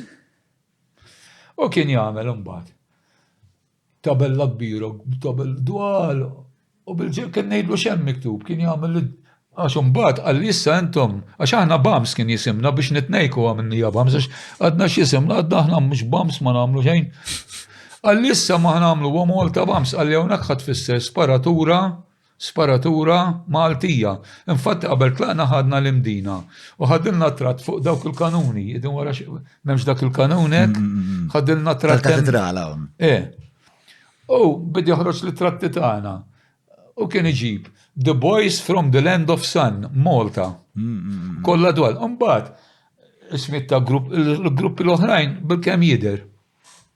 U konna nidħlu l-istra kont ngħid Madonna kemm huma tajbin dawn, aħna konna għadna qed nibdew. B'xejn. Imbagħad nidħlu aħna stajjat twerżieq. U kienu aħna u nieżlin, kienu jiġu jiġbdulna xarna jaqtalna. Jaqtalkom xaqtalkom? Ġila għatalna bieċa minn xarna, xibdew jgħamlu natural, kienu jaħsbuħ parrokka. U emmek xarn iżjed jisu swiet emmek kien, u għanna mbagħad xarna kien ħallejna kbiru. Mbagħad beda, ma bidix ħallina noħorġu, beda joħroġna mu wara. Allura kien joqgħodek fuq il-park, iżomm il-ħinek, kif imisnaħna nofsija bis laqqas konna nagħmlu nofsi 20 minuta. Jagħmel l-aħħar waħda. Wara noħorġu kien ikun hemm 4 karozzi u joħodna alla biss jaffesi u morru narġgħu posti ieħor naraw tabel oħra kbira Malta Bams Sudan. U jkun hemm gruppi jdoqqu kienu jkunu tajbin tal-ħaġeb. Imma jisom in-nies hekk. Għax kien noħorġu aħna għax dal-programm kien popolari. Ġieli għex tħajja ta' speċa tipika ta' rockstar. Ejja, aħna dan bil-paga konna, ma konniex din rockstars għax kellna l-kontratt bil-paga. Ġiri bħala flejjes ma konux l-istess bħal. Ma kienux ta' rockstar. Għax kellna l-kontratt miegħu aħna. Kellek aċċess għal speċ ta' ħwejjeġ oħra li mhumiex flus speċ ta' rockstar, tipo l-alkohol, id-drogi, n-nisa, speċ kienu parti mill-ħajja tiegħek dak iż-żmien. Li kienet hina kienet naqra ħjar mill-paga li konna naqalawha. Għax ħaxxej huwa biex jaqla l-fusta l-għana. Għax darba konna qed indoqqu f'post high class tal-ħaġeb. U meta konna tindoqqu kienet qabżet sewwa l-ġimgħa konna tiġabru, għax aħna konna nagħmlu l-ewwel jumejn jistgħu nasis u niġru Mbagħad konna niġu broke. Hekk kienet il-ħajja tagħna. U niftakar kellna dwejja fuqna u kien. Ġifieri intom essaċ ma ġemmajtu xejn minn l-esperjenza. ġammaħna. Issa ngħidlek. U qegħdin indoqqu u kellna dwejja fuqna aħna u ċabċpulna u aħna biex nitnej kunu noqogħdu niffenduhom. Noffenduhom. U mbagħad nagħmluhom tanki xejn u jaħsbu nibagħtuhom lemmu law kollha minn jitnej istra. U darba minnhom naraw mejda jekk. Kienu naqra politi, kollhom kien dwar, kienet high class naqra, kien kbir. Nsejġ kien jismu Chattanooga xi ħaġa. Insomma. Għax bl-audition hemmhekk tagħmlu, trid tmur tagħmel audition, ikun hemm in-nies, ikun hemm grupp li ħaj jispiċċa l-kuntratt. U titla' u mbagħad jiddependi jekk taqlax applaws jew le. U dan jippreċedi daqqiet fuq Radio Kolonja jew wara? Dan kien għadu qabel Radio Kolonja. Għax imbagħad ma bqajniex hekk, imbagħad bdejna nagħmlu jisu bħal konċertu hekk hu. Ittifhem mhux ikun kuntratt ta' xahar iddoq kull jum hemm, ittifhem? Ittifhem? U darba stjaqden hemmhekk u konna broke, kellna dwejja fuqna. U xini ċabċpulhom ma tanki xejn noffenduhom fil-kesħala u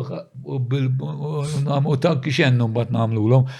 U naraw mejda. U dil-mejda kienu xarhom suwet u hekk u politi. U ġie wieħed. Għalli intom Maltin. Illa l-bejsu kien għadu kif ġibetni. Illa. Għalli tikkonfondix għalli dawk mhux Ġermaniżi ta' għalli. Għalli għax tbellaħna għalli konna għaddejjem minnaw.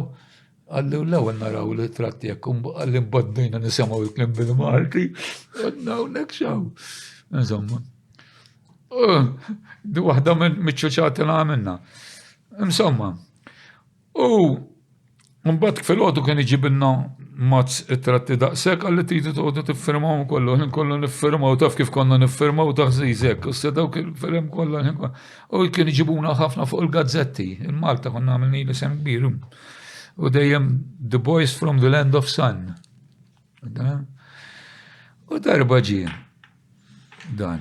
Għalli isma, issa aħna konna ġifieri, ma nafux b'dalliri kbar. Li qed jagħmelu. Ma kontu Ġil manager. Għalli l-Electrola hija l-ikbar kumpanija ta' diski Ġermaniża. Għalli ħadd tagħmilkom International. Għatlu għarrajt jiena. Għalli issa ħanħallas 500,000 jiena. Deutschmark kienet tiswa iżjed mill-lija. Inxaqalla 500,000 Deutschmark. Rasi għamletek, għatlu għot jena, ma konċ naf li jek jien. Għalli għaxħana sponsorjakom jien. Għax jek jien, għax imbagħad tallim ta' meta tlajt għand il-bit li sirt naf li jek taħdem l-ewwel darba. Kif taħdem? Issa ngħidlek. U badi għamil li għatlu no, għatlu you pay 500,000, no, l-isti għat jakkitina l-fkull wieħed għat nitlaq l-Malta jien, 500,000, għatlu għat 500, għatlu 500, għalli għajem the sponsor bidi għamil li. Da, Otto? Għatlu no, they will rip you, don't do it, no, għalli għam the sponsor. Għatlu no, why, għalli why not?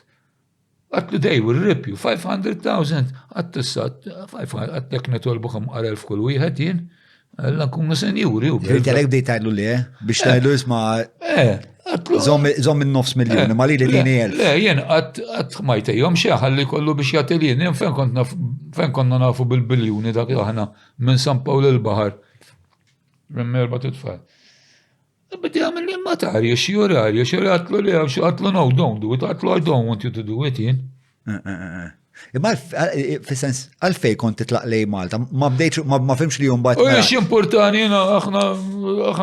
Il-ħajja li kont t-tejx, ma kienx tappellalek. Li għak konna flus l-istan ixtri l-ritala biba minn kollox jumbat, konna. Ma konna naħsbu xejn. Moħħi riħon. Ġi il-fat li kont t-doq kull-jum, ma kienx ħaġa li kont tuħu għozbija? Ija, kont nieħu għost, ija, ukoll. Imma mbagħad. Kont preferi li kieku kellek xax tal-flus u tmur lura lejn Malta? Le, ma insomma, mux bil-forsi, ma għad biex ħajħallas 500,000 dan għad biex jitina xaħġa li l-na għatwan kan nitolbu zjed flus u. Ma maċ forsi naf nitolbu ħelef kull wieħed u morru l-Ingilterra mela le. Insomma, u dan, darba minnom, għatlu aħna għal 20 ġurnata ġejna, u l-kontrat, għatlu tiġa għaddew kem, għatlu għam morru ta' naqra, għatlu l Malta. U dan kellu marda. U kiku najdlek titbella, skam konna ma nasbu xejn. U darba minnom. Fidejk, ġviri bella kull maw, jek joġbok. Dod. Ma konniex nasbu, meta kienu konna l-flus, konna noħorġu, asna xulxin, murrem, u law. Fej kont mur fre? Laqas kont nkunna feqqijat, u kont fuq kull ma kien ikolli u darba minnom. Fej ġi l-istembaħ fre? Ġir istembaħ pajis ieħor. Mbagħad min kienu kun hemm miegħi, konna milla fadallek flus għax infaqna kollu xu. L-ossa kif hawnhekk taf kemm fadal biex immorru lura biex immorru damma minn kont. Kont talab ibqa' taxi. Irkibt kif wasalna l-lokanda għatlu stennina naqra tħalt kien hemm il-manager konna għadna kif għamil nisem. Għatlu sellifna naqra flus, u dak jgħidlek u dawn il-Malta Bams u l-manager. U taħni, u. U l-skaba għattelhom jien. Għallu minn fejn ġibtom il-flus, għattelhom il-manager taħni, sellifni. U dak ma tkellmu xejn, u bdew imorru u bdew jisselfu flus. U darba ġi l-manager. Għalli taf kemm għandin tiħ flus dan, għalli intom għalli xtamlu bim il-flus, għalli miljonarju, għalli l-tom fuqontom fġimma, għalli għasnom fuq jien, għalli xtamlu bijom. Insomma, għalek ma konna naħsbu xejn. Insomma, u darba, għatlu ħna mux 20 ġurnata, għatlu tiġinna 3 xuraw. U dan kellu marda f'daru. Isma titbirra fri? Le naqra l-maħani. Għamle għara. U kien jitla l-Svizzera. Kien jitla l-Svizzera dan jamlu u ħna konna kunu għadna riqdin fil-ħodu. U ġieli kienu konna xi appuntament morru tartu darba għamela għalija. Għallissa għanna appuntament kbira li għall-ħares tiġu tart. U kien ħajkonna xi ngħidu bejnietna. U li flaxi għattilhom għada nqumu kmieni ta'. Għattilhom għada nqumu kmieni.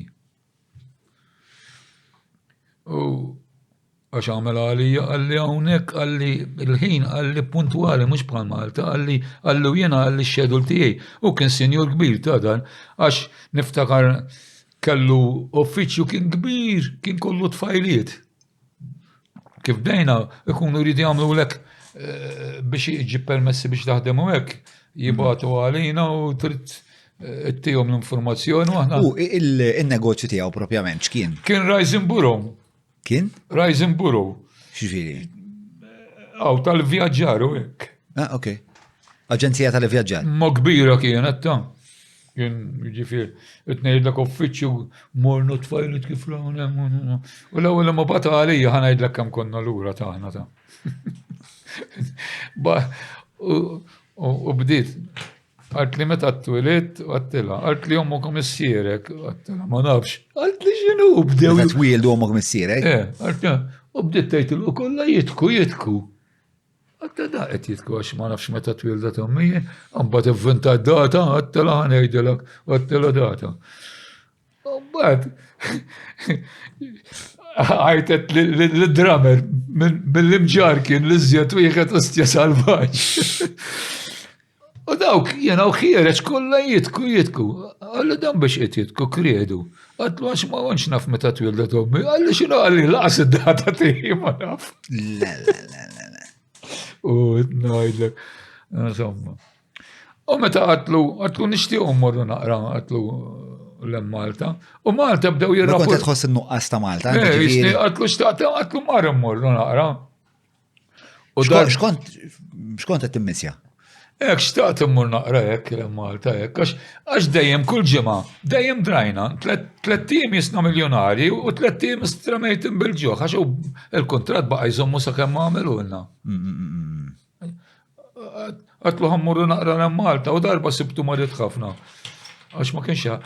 Kont se tgħidli l-ewwel x'marda kellu dar raġel. Dak kellu kien jitla Svizzera jagħmlu xi ħaġa f'daru jerġa' jiġi u aħna konna nkunu għadna riedin kien jgħidilna strin tiġa mor Svizzera intom jgħidli kif tgħixu intom hekk. Insomma, kien. Ġiri, intom il-Malta Bombs, kolla lejbek kontu? Eh? Ġiri, kolla kontu, ġiri, il-titlu ta' Bombs kien jixra lilkom kolla. Number 1, ħanajdlek. Number 1. Xin konna ndoqqu, konna jisaw. Tiġu ftaħkom. U nitkelmu naqra u kienu jifmuni meta ngħidilhom ċertu not ngħidu dik tagħmel għax dik ma taħba kienu jifmuni strina għax kellhom widna. Insomma, u fl-aħħar ċeda dan, ċeda. Għalli orrajt, għalli ma għalli uniġi għalikom intallakom. U kif ġejna Malta aħna bomba. Ġejna l-Malta Bombs u nserta maħna meta ġejna l-ura kien hemm xi delegazzjoni importanti. Għaxin raw li jenna bxarna, għansina u l-bejzu, Ruma tajna xar xurxin jerġa. Tajna xorta kien naqra twin, tajt tijaw u għatatijaj. Kapaċi ta' xar tifre? U ħanaqtajna kif nafu. Imma d-drameru li uħra ma qatawk xew kien il-ritim xaru saw. Xorta kien twil ta' u kien il-riħ. U dawk ġew ħafna fotografija u reporters biex jaraw l-di. U xkien raw li jenna għaddi għal dawn. U fit-tija kien hemm ħafna nies għandhom filmat tal-PBS u tismagħhom jgħidu. Fuq l-internet isibu dal-filmat għandek idea? Għax darba tal-bituli. Ħanajdlek x'kien jisimha dik. U dak il-filmat ta' Viva Malta. Dak qatt ma rajtu jien. Dak qatt ma rajtu. X'kont se tgħid? Anna Bonanno? Anna Bonanno. Xalih. Kellem lila. Ejdela Freda qal li darba mill-programm u sibtu inti. Meta ġejtu lura Malta ġifieri minn Ġermanja sewwa. Imsa, u kif ġejna lura hawnhekk bomba. Kull fejn immorru pakjati nies l-istudenti tal-università. Konna mmorru tal-qro u. L-imsnin qed ngħidu hawnhekk. Bidu ta' sebgħinijiet? Le, l-aħħar ta' kienu xi late 60s. Late 60s. U kif ġejna Malta, ġietna offerta. Jew immorru Tokyo, jew l-Amerika. Ok, minn fejn ġiet l-offerta? Il-podcast ta' John huwa proġett indipendenti u ħieles mill-influenza tal-partit il-kbar u l-lobby groups li jorbitawhom. Bekk jista' jibqa' jiġi mtella biss jekk inti tgħin. Jett nappellalek biex iżżur il-ħolqa ta' fuq jew jekk qed issegwi lil mill-YouTube billi tidħol ġewwa patreon.com/John Mallija u tina daqqatit. Tinsiex, il-podcast ta' John huwa l-podcast tagħna bidik ħadwa. Għafa sabru. Ma nafx ċemplulna u għazilna l-Amerika. U ġi għalina, u aħna tlaqnilu l-Amerika. Ġvir muxu ġabilkom il-. Le, muxu. U ġi għalina biex immorru Ġermanja. Sew, u ġitom ksirtu l-kontrat f'dak il-punt?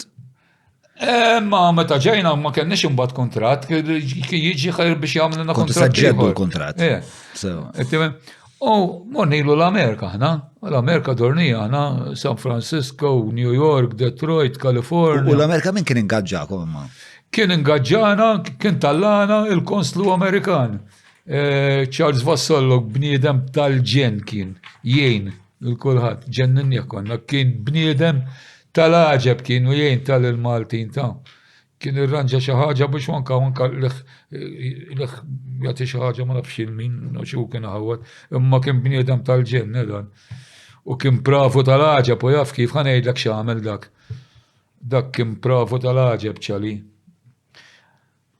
Għalli issa, u bdejna ndoqqu insomma, għalli missa għalli meta konna California, Detroit, New York, fil-qalba New York daqqajna. U fej kontu doqqu f'daw? San Francisco, swali, fil-swali kbar, u jgħamlu konċert. U darba minnhom California, għalli missa għalli. Ma kelkom livell ta' popolarità, hemmhekk ġifieri dak iż-żmien. Għax Viva Malta għan it-tindaq kollum kien. U dan, xejdulu, għalli issa għalli ħanoħodkom, għalli ħadkantaw l-handicapped, għallu ġejjen il-ġurnalisti kollha. Għalli ħanejd li kienx ħanamlu, u kien pravu ta' u daqqajna kemm għamilna kwarta, Kwarta u kemm ġew kemm għall-ħala ġurnalisti. U ġabuna gazzetti li ġejna minn Malta u ġaba li ġejna biex ndoqqu biex nagħmlu karità. Għataħħom kollha.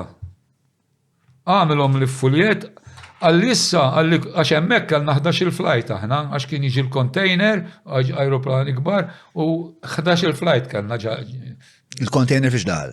Container bl-apparat tagħna. Ġifieri don kont titfgħu l-apparat tagħkom ġo container. Jitlaq il-container, intom taqbdu ajruplan. Għax niftakar darba din jiena u l-bejżu, għalli għara krietu ġej il-container dieħel, konna nkunu ġambo ġet sek. Nittraveljaw, u għax dejjem immorru New York, minn New York immorru. Insomma. U għalli issa għalli kull meta inti għalli tmur tagħmel check-in, għalli jurilhom ngħidulhom aħna għax l-Amerikani għamlu ħafna kan. Aħna qegħdin fuq mission u kont nurjulhom u kollox bxejn kienu ma kellna ħarsu xejn. Jaħsibtu li kienet jgħidlek hekk biex ma jkollkomx problemi bil-passaporti u dwar ma tolx fjamma. Għax hemmhekk kienu u kienu jgħinuna strina, kienu jgħinuna u kien jgħidha ħalli fidejja xu kellu connections ma' kulħadd u jiġifieri. Ġifieri f'dal punt il-kanzunetta Viva Malta kienet tibda fuq ir-radji l-Amerika. Mela niftakar sejn fil-karozza u smajta Viva Malta. Ġifieri bekk kienu laqgħukom imbagħad. Għax Viva Malta kienet itngħidlek għana nhar ta' ħadd kont nibda ndawwel l-istazzjonijiet, kulħadd iddoqqa, nerġa' nibda jerġgħu idoqquha. U mbagħad l-Amerika kemm don fre? L-Amerika għamilna xi 3 ġimgħat għandikum. U dortu ħafna, dortu l-West Coast, u mill-li għetnifem. San Francisco, California, Detroit. Detroit iġi tramuntana. Umbat għandek u l-Kanada u California, umbat tlajna. U da kollox bl-aeroplani, taqbdu l-aeroplani. Bl-aeroplani. 11 il-flight kellna ġal-Amerika. 11 il-flight. U, insomma. U, in between li morna l-Amerika, kien ġew ifittxuni jiena nies u fosthom kien hemm Ras Conway. Sewa. Dal-pjanist li għan semmu l-ewwel. Dan kien popolari tal-ħaġeb. Kont għadni kif rajtu ġaf u kien gustus kien jisu s-Saint, Kont għadni rajtu film. Saint xiri. Is-Saint Simon Templar. Kien sabeħ bħalu dan. U dan jiġifieri ġi Malta u sab wieħed ilu ftit intqajt miegħu għallin taf min jien għallin dak li l-Ras Conways dan sabu għallu jekk issib l-Freddy Portelli għallu intik 20 lira għalli 20 lira 4 ġimgħat. Ras Conway ġi fit-taxlirek Malta. Sab lil dan għallu jekk issib l-Freddy Portelli għallu intik 20 lira 20 lira kienet 4 ġimgħat paga. Għallu x'ma nsibulekx. U ġie u meta ġie il-minsab. Il-ħija s-sajjiet l-uniku Malta qasja jitkellem bl-Ingliż. U kont għadni kif rajtu ġa film jien Ras Conway, għax u kien għaddej l-artist u l-artista għaddejn u jaraw għabda nis qegħdin ma' xulxin u kien hemm pjanist qed idoqq. U tant kien gustus istra. Din l-artista baqgħet qed ħares dejk u spiċċaw beda jagħmel lek l-artist jiġifieri nsejtni lili għax kien veru gustus, Kien naqra. Kien naqra? Kien naqra hekk. U darba provejt li xaħġa għatlu let's be straight, għatlu I'm straight, għatlu right, għatlu don't have any ideas. Xin kontala, baby. Ndunajt, u għajtidu. Insomma, l-sieħbu badi għamillu, perstu kont nitrenja. Passjoni mediterranja. Perstu kont nitrenja, kont jgħat mux ħazin, u badi għamillu għek, ndunajt, għatlu look ras, għatlu let's be straight, għatlu I'm straight, okay? Għatlu, if you have any ideas, għallu, it's all right. Isma, jien kont għala bibunu straight, memx kontonieri. Emżomma. U dan, ġi fittixni. Kif ħada ma dir-reġazzjoni? Jisu kien polit. F'dal punt, meta prova jabbik, mill-jat nifem. Le, kien ma sieħbu. Jien kont bil-wifek u sieħbu. Isma, mek il-mustanadu. Għanajdlek, kont etek. Għala bibu ta' vera, kompli. U sieħbu bidi għamillu għek, bida jħaris l-lewara. Għaddunajt. U bida jħaris l-ek li il-patata. Liħor, u dan bidi għamillu għek. Għax it-nejn naħseb kienu għarrajt. Sewa. U jen indonajt għaddawna, għatlu, insomma, mill-ewel. Sewa. Insomma. Bombat il-ħbiberija speċa ma soffriċ ħabba il. Għax dan, għalli ħija, għalli ġiwiet, għalli gustus, għalli ħalli l envelope. Sewa. U kif taħtna nara Rasconway, il-listak dak iż-żmien kellu isem kbir dak għala l-ikbar standing ovation laqgħat saret ġo London Palladium. Għax kien hemm Ingliża, kienet ħabiba tiegħi xieħa, kienet ħabiba tar-Reġina. U xen għattel li tielan Rasconway, għalt li dak, għalt li ħiħed, għalli I was there. U nafx diska kienet, għax beta għatlu għalli li mimiuta jeli, id-diska kien jitkellem fija, M&U kienet jisima, jitkellem u jdoq il-pjano. Insomma. U dan, għalli biex nintaqaw il-Fenixja, u mort il-Fenixja u rajtu għatta rostruda, veru madonna. Fredi għalli, insomma. U għatlu, what's the matter? Għalli, look Fredi, għalli you've got a song which is being played all over the world. Għalli, you're losing money. Għatlu għajjena, ma konċ naf bil-PRS. Għalli, because you are the composer. Għalli, each time it's played, you'll be paid. Għatlu, yes, jien. U dak iż-żmien kont nilab il-kartina u l-bejza dejjem nilabu. Għatlu għax nagħmel, għalli ndaħlek membru fil-PRS. Għatlu naqla flus, għalli huwa, għatlu all right, mela. Għatlu. Għalli ma lissa namlu kontrat għal 3 snin, għatlu no, għatlu għal 2 snin, għatlu because straight għatlu, għatlu because if you were to fuck me, għatlu fuck me 40 years now. U bidajiet, u l-Ingliżijiet kukin koll, il-Fenixja, u tafx għalli, you're right, għalli never trust an Englishman, għalli where music is concerned. U veru, taf kamu ma trittu għoddilom attenti l-Ingliżi, għax profit għal-ħagġab kif jgħalaw il-flus mill-mużika ta' dawk. Jina darba taljani, xiri, jina darba ġitaljani kelli song, meta konzert, kien jisima Sangria, darba ġitaljan ġo studio, kont n-rekordja Maltin Zarb, tifel ta' Toni Zarb. Ejwa, U dik kienet tal-widna ħafna dis-song, ġi l-Italjan għalla fiħ, għanna daqs fl-iskun tal-akwadot, għalla, how good this song, how good, only I make it popular, insomma. U minna, insomma, perswadini biex nifferma mija, insomma, fuq dil-tali kanzonetta. Jina kont għabħal, kont għam tajjar, muħħirris biex naqwa li jett nirrekordjaw, u firmajta. U nsejt fuq, kompletament nsejt li kont firmajt dil-bicċa karta. Asma bil-ħaxbin, jien il-kom xie firmajt-ilkom, Li fl-ħar t-tinik il-wanti. Dikorrajt għax għandit nejn, mux problema. Ħallastijek di. Fejkonna. Insomma, u mbat wara xit minn snin. Uħti qed tara dal-film Bring It On in It to Win It. So wara xi 8 snin da. U f'daqqa waħda insomma fil-film, waqt qed tara l-film tibda tisma' din is-song. U tajta rostja hija tidoqqu l-diska fuq ir-radio reġa' ta' 8 snin ilu u marret ippożjat il-video biex tmur tisma' l-kanzunetta. U bagħad indunat żomm, alla waqfet il-video u l-kanzunetta waqfet. Bat il-rettat play u reġet samat li għet nirrepja fuq dal-ostja film. Da film għalla l-grossja 60 miljon, ġivini. Bat ċemplit li għalli smat li inti taf li għet fuq dal-film. Tra, le, mandiċ idea, spiex ta. Somma, mbat tellat il-credits u għemmek għedin fil-credits jina, Elton Zarb, ma nafx iftakarx il-Tonio Cardona.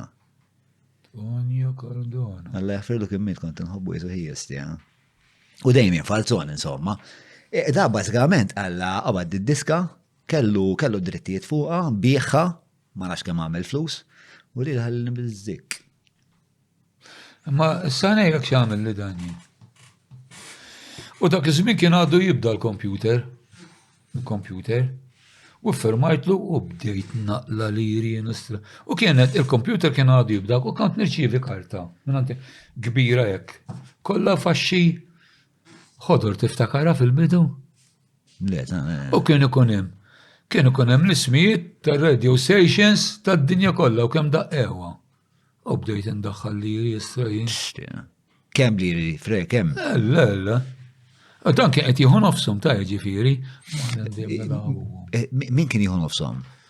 Ras Conway. Ras- Għax Ras Conway għal kontratt għamlu li għandu 50% copyright. Jien ma konċ nifhem jien għalli taqla l-flus u fermajt. Vera fottik, u x'diftiet kellu fuq copyright. Missu Tipo u reġistra li l-nifsu mal-PRS bħala composer? Le, jien iffirmajt li hu għandu 50% mill-copyright tiegħi tal-PRS. Għalli windaħlek jiena membru fil-PRS. U daħħalni fil-PRS. Xort għamilt il-flus imma u. Ejwa, imma jien ma nafx kif. Miljonarju bħal dan għax issa ngħidlek kemm hu senjuri meta mort l-Ingilterra, għattejja ma dan dan miljonarju bħal dan il-flus ta' Viva Malta jrid. Mek jaħdmu dawn. Mek jaħdmu. Insomma. Kemm għamil flus minna? U issa jenna u taf kemm. Naqla lira u mmur nilagħba mill-ewwel. Jena u l-ben, nerku darba u netilfu 3 darbiet. Dak kien il-vizzju tijak kont tilab? Kon nilagħbu. Jena u l-bejzu dejjem, netilfu. Min jaf nkunu jgħamil li fred, illu ma xaħandu. Tkunu ġat liftu għam. Imso. Xkont tilabu karti? Rami u poker. Insomma, u darba mornandu u Villa Rosa, issa ma importax is-semmija Villa Rosa. Le. U kien riħfu u kienna sawn tal-ħġeb tajjeb. U għana għetnejdlek kellna leħna, ja? U ġit il-waiter, għalt li għaw wieħed talabkom diska tal-Beatles nsejċ kienet. U talab għattu dik namlu għu tal-istra, xkon zittila ma nafx zittila. U għamilnija. Ħarġet tal-ħġeb. Reġa ġiet u reġa talabna diska tal-Beatles oħra. Iwa, għaddik namlu, għaddik għamilna improvisation u għamilna ġit l-darbiet. Bħadġit il-raba darba, tala dan kammu fit-tustrajat u d-diska li talabni kombinazzjoni kienet waħda mill-5 li konna għamilna u għamilnija. U xen spiċċa għatta-l-ostra kammu fit-dan, ma xen għalt li t-tajtel għatta-l-orra għatnamlu jilu x'għatna għarab. Għalt li għuħed irtikelme kien spiċċajna tam. U mortu nara wieħed istjapulit u kallu waħda miegħu. Għalli Freddy, għalli my name is Hammer, Mr. Hammer, Ludi kien. Għalli ħabib ta' Paul McCartney. Għalli, kif għalli? Għalli you surprised me, għalli I requested for song, għalli believe me, li ħanajdlek il-verità naħlifhom lok fuq missierhom. Għalli believe, għalli you did them better than the Beatles, għalli ta' għalli. Taqbel inti? Taqbel inti li kont id-dokka? Kienet isbaħ minn tal-Beatles? Naħseb.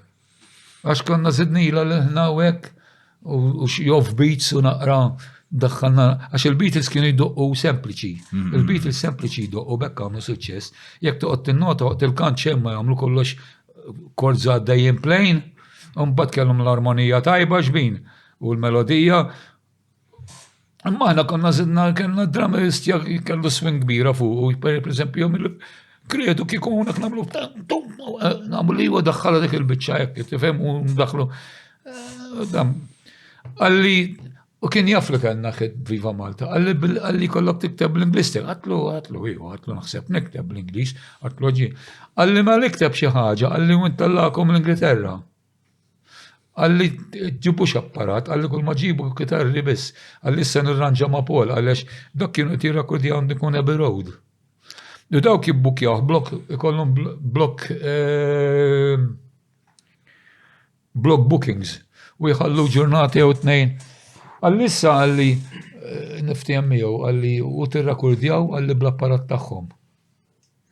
Insomma. U tlajna, u drummer fuq id-drums ta' Ringo, u jena b'ta' John Lennon. U rekordjajna diska kien jisma' Old Olive Tree, ktib ta' jien, u kienet sabiħa, kienet qiegħda fuq siġra l-iżra, il-bużbuż nannu, mbagħad ħaħsieba il-buż nannu, mbagħad in-nannu, mbagħad missier set nieħu ħsieba jiena. Tamlilna biċċa? A long time ago from now then, a man planted a tree, now it's really grown up and it belongs to me. Yeah, and I take good care of this old tree. Ma kienet fi armoni. Kont nibdija bil-kitarra biss jien. Kitarra biss kienet tibda. Mbagħad kien jidħol naqra l-bejs u żewġ off-beats sa ma tintela. U mbagħad kien jidħlu dak il-kor mija jestra u konna nagħmlu kor tal-ħaġeb. Kif konna qed nirrekordjaw huwa kon qed nirrehersjaw, u dak iż-żmien konna qed nirrehersjaw. Ħanajdlek fejn għax inti il-peskatori ta' fejn hu. Ija ma naf.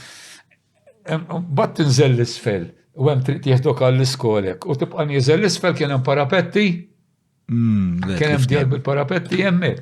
U konna qed nagħmlu u waqfu grupp Ingliżi. U waqfu. Oh, what a beautiful song. Għadnilhom daħn nirrekordjaw għal-Ingilterra. Għallu, it's going to be a big hit. Insomma. U tlajna, u r-rekordjajnija u l-kbir tal-Beatles. Libes kappell. Għadnilu għalna because we are recording a hit. But għalli, do you mind I played the tambourine? Għatlu, all right. Ġif il-kbir tal-Beatles. Eh? Il-kbir tal-Beatles, għat inti? Il-kbir ta' Trident u kien dan Rasconway kien għalli dan l-Ingilterra għalli l-kbir il-boss. Il-boss tal-mużika Ingliża, ġifieri executive qed ngħidu. Għandukom jallek mhux kien kull jomu. Libsu, mbagħad għalli Freddy għalli do you mind I play the tambourine? Għadlu play the tambourine. Jenu kien xjala bibi konti. U daqqet tambourine.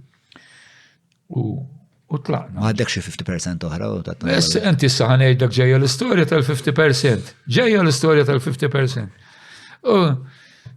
U tlajna, ġejna, u morna labu l-kartina u l-bejzu u strawt lift kollox.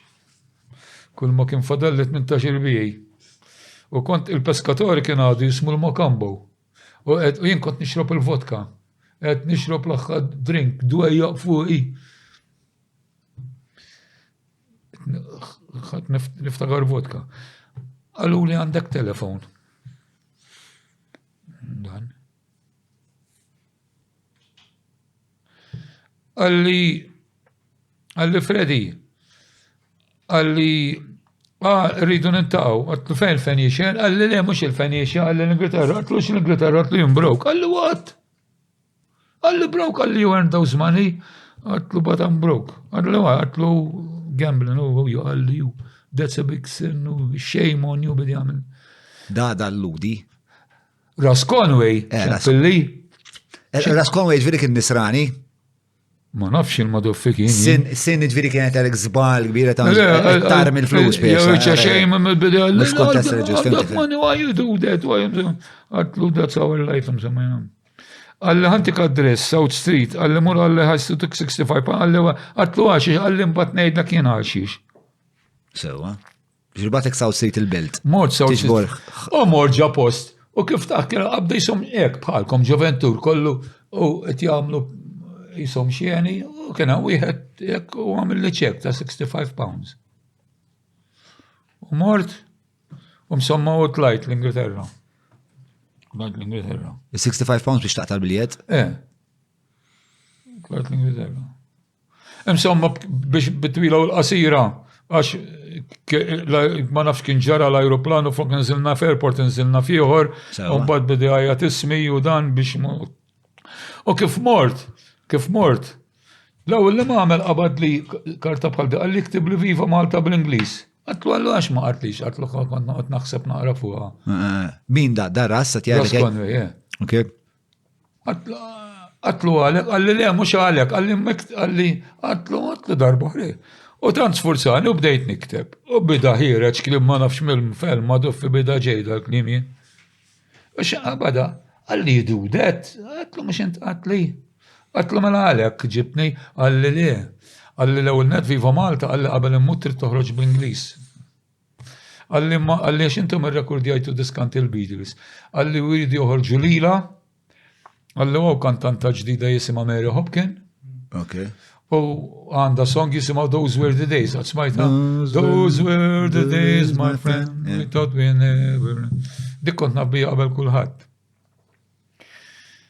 Għalli dawk, għalli interested, għalli issa fil-xedgul tagħhom, għalli id-diskatalkom u l-dolifti, għalli Those Were the Days ħajħorġu.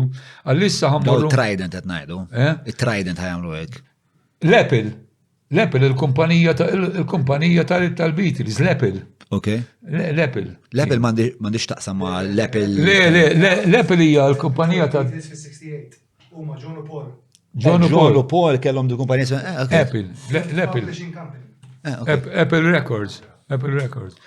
U morna niftakar Rolls Royce ħadra. U jien kont ignorant qed impejjeb ġewwa tlu mela mawx jaxtriha u jien. Għalli għafaz dik il-buttuna, ftaħta u ħarġu dan u xtrejs imbarazzu qed impejjeb ġewwa jien ma kont naħseb xejn. Istjaj min jaf kemm jgħid kemm hu pastas dan, min jaf kemm qal. Insomma. U għafna xi 3 postijiet Londra, ninżlu kull post daqsix kollu pjanijiet bojat, ġal qalba tal-għan. Għat madanna dan, qed jiġru wara l-fusta Viva Malta, dan sinjur bħal dan, miljonarju. Insomma, u tlaqna, u kif wasalna qoddim l-Apple, nara ringiela, twila hekk. Twila. Kolla minn bil-kitarra, għalli daw conditions, għalli kull-jum, għalli they don't give a deal, għalli they don't give a deal in eri, għalli see how lucky you are. Dan, naskonni, għalli see how lucky you are, għalli they want you. U tħanna u laqawna xil-Skonway kien popolari, unka s-segretari, u tħanna u niftakar mejdeb, jim fil-ras, dan il-kbir tal-Apple u Raskonway u avukati u żewġ avukati tal-Apple, insomma.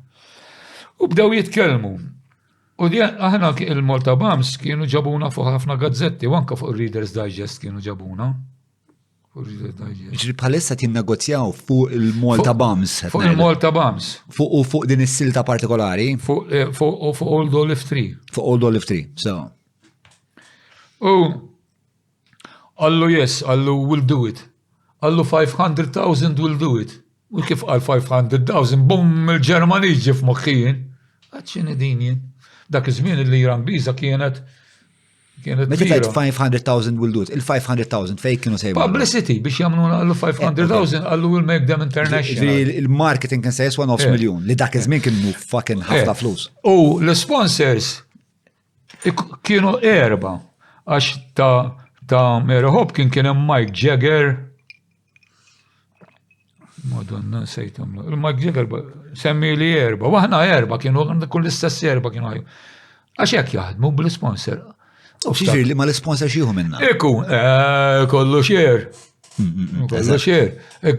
Mela mux sponsor, u investitur, jistri l-istma fil-proġett. Eku, jgħembilja, imma dak jgħidu din ħitħa taqla l-flus bija xħamna x-xuwa. Meta jgħidu dan il-kbir, jgħidu din ħatkun ħit, allur joħorġu l-flus. Uftakart fil-Ġermanis jien, għatmela dawnek jgħamlu jien, għattu jien maħallajtu xillak. Maħallajtu, u bqajt ninsisti għax bil-forsi jitta, għalli naw, jisu muxejn għalli għam di sponsor. Bat sirt naf li dak kien biljonarju number 1. Insomma. X'messaġġ għandek għal min għadu ma sarx patrun? X'qed tistenna bro? Jekk xi ħaġa tittik pjaċir u tixtieq tkompli, hemm x'tista' tagħmel biex tkompli.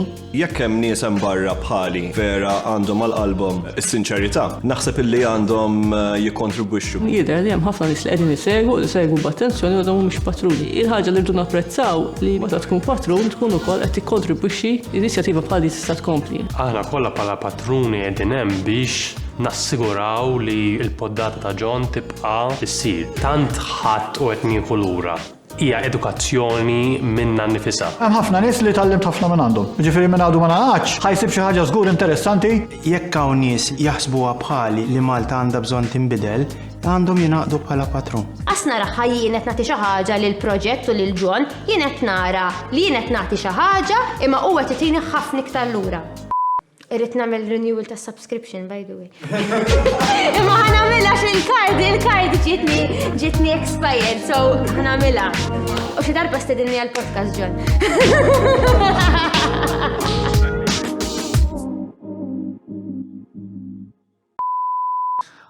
Għadot, jgħidu 500,000. Isma, tina naqa kuntest imma 500,000 dak iż-żmien. Biex l-dubju kien fisser ħafna iktar milli fisser Isom 500,000 jisu jiġu. Malta, xkont ixib 500,000? U kont ixtri d-dinja. Ara, jisom 20 miljon tal-lum jiġu. Ikkalkulum, ara, ikkalkulum fuq il-fusta Malta. All right? Per eżempju, dar Malta dak iż-żmien kemm kienet tiswa? Biex noħdu idea. Ara, naħseb, aħna d-dar tagħna 500 xtrajnija. Kont ixxi 1000 dar. B'nofs miljon. Mxek? Alright, ftemna, ġviri. 500 xtrajnija. Qed nitkellmu fuq flus. Jiġifieri, ara, isa l-ħajja minn dik iż-żmien jien nikkalkula kif konna fuqhom isa 20 darba għoliet. Jew iżjed minn 20 darba, naħseb jien iżjed minn 20 darba. Jekk tajt il-paga kienet 5 liri fil-ġimgħa. 5 liri kien. Issa inkun draftsman jerġa' mhux labor. L-lum paga ta' ġimajja ħafna iktar u biex kalkula kemm il-paga. Kemm il-paga medja? Kemm il-paga medja? X'inhi? 20,000 fil-ġimgħa. Ma mbagħad divin by 52, 20,000 by 52. 500,000 kienet somma kbira ħafna. Sewa, kompli l-istorja, sa din irriżolvu għamal-ħin. Uftemu u niftakar Ras Conway ġi jismana tal-jenna. Allu look, allu when they come to land, allu nsmajt bijom dan il-kbir, għax għana kellna ħafna propaganda. Etnejt, kamun fuq Reader's Digest ġabuna. Sewa, flima kuntest ġabukom fuq Reader's Digest. Ġabuna Malta and band with a particular name, Malta Bombs, and they're big, insomma. Għax għana kien jgħidulna ħuta kbira f'pod żejr. Kolħat kien jgħidilnek. Wanka kien Kont ħossa dinti? Għax per eżempju il-Bejzu kellu ħabiba Angliża kienet ħabiba ħafna ma' Cat Stephens, U dik jekk kienet tgħidilna you're a big fish in a very small pond. Imma kont ħossa li biex twillit ġo pajjiż li inti kellek potenzjal iktar milli seta' joffrilek? Ma kontx, Madonna ma kont naħseb xejn ma kont naħseb. Naħseb fuq il-mużika biss, issa. Mużika biex immorru nilabu jkollna daqshekk. Dejjem biss konna. Ma taħdem naqas ma Julian hemmhekk għax qed narak tagħmilha. Tagħmel 380 euro kemm jiġu Maltin, u mbagħad tagħmel division by 5. U għamel proportion 500,000. Issa l-lira Ingliża kienet daqs il-lira Maltija u b'saħħitha kienet il-lira kienet ta' jien niftakar darba kont qiegħed mommi ġaħanut. U kien waħda tafx qaltilha qastemmel li ħanajdlek taf li dil-ġimgħa kelli nsallaf lira. Dil-ġimgħa qaltilha sarraf lira ta' qastemmen ara naqra x'saħħa kien fija l-lira. Jiġri, mela, tlaqna lura għal dil-kamra ta' negozjati fejn kellna Ras Conway, l-avukat tiegħu, kellna l-kbir tal-Apple Music. Li marfu x'ismu. Għandekun kull-jom u kien għandekun kien xi ħaġa. Ta' Trident, jista' jkun kien wieħed jismu Sheffield, ta' Trident, Norman Sheffield. Ma Le. Ma il-paga medja bħalissa kieku għadna bil-liri Maltini hija ta' 162 fil-ġimgħa. Gross. Mela, issa, division by 5 kemm jiġu? Dal-quick math. Mux ovvja dik ħansaqsuk. Għarax somma kienet. 32 darba. Illum speċa jiġu 32 darba iktar, ġifiri 500,000 kieku jiġu madwar. 16 miljon. Dajem bil-omet, s-snja. Jien hekk ikkalkulajt bejn 15 u offhand bejn 15 u 20 ikkalkulajt. Hemmek qiegħed. Hemmek. Dawk il-mijiet. Hekk jiġi. U f'daqqa waħda. Allu, all right, allu 500,000 will do it. Allu, we've got 4 sponsors. U naħseb kienu l-istas ta' Mary Hopkin. But għada Ras Conway. Allu, now you have to deal with Freddie. Allu, with Freddie on his 50% copyright. Allu, what? Allu, because Freddie has a 2-year contract with me. Allu, I have 50%. U riedhom kollu il-50%. Ras. U dak allu, no. Allu 100% bejn kulħadd. Allu no, allu 5. Ġifiri 100% bejkulat, ġifiri jenta dek l-sponsor, daw l-4 sponsors. Ġifiri allu inti jissa. Kontu 60 teknikament kan kontum. Le, ara, il-bicċa xogħol qiegħda. Ġifiri il-100%. All right. Dan rrit li ħin qasam by proportion kull ma ħajħora. Imma Ras Conway jrid nofshom għalih u ma jaħdmu fuq 50% biss u ma rridux. Bistja. U fil-li dik il-ħbiberrija u bdew jillatikaw, mux ħazin. U jen qatlu ras, qatlu ċidilom, għalli they want you. U ma ċidilux. U tlaqt.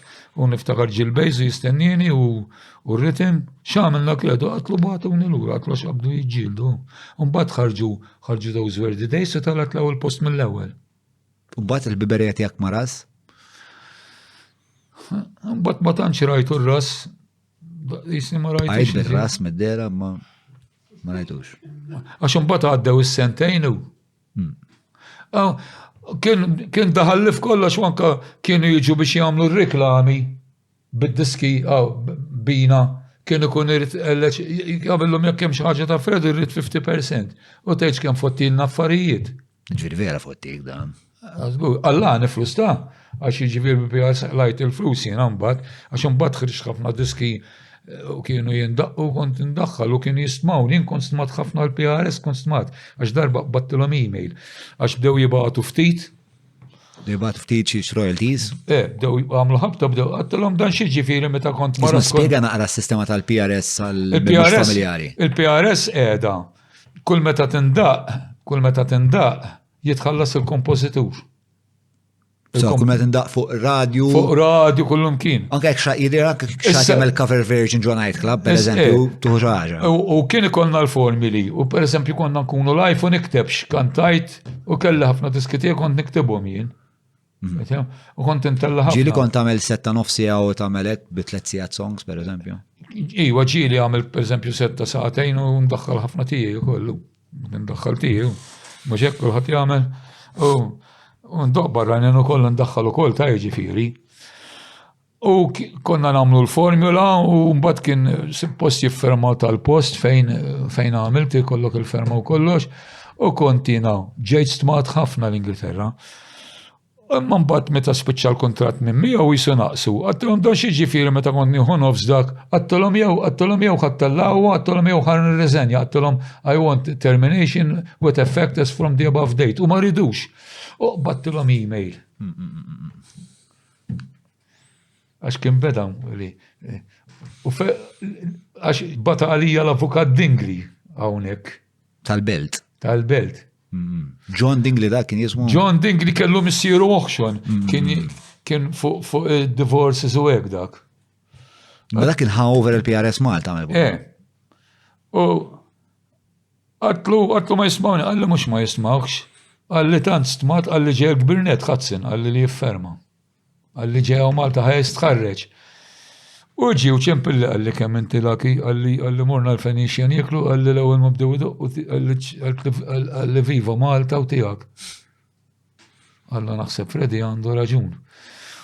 Għax kienu niżluha, konna qegħdin nirċievu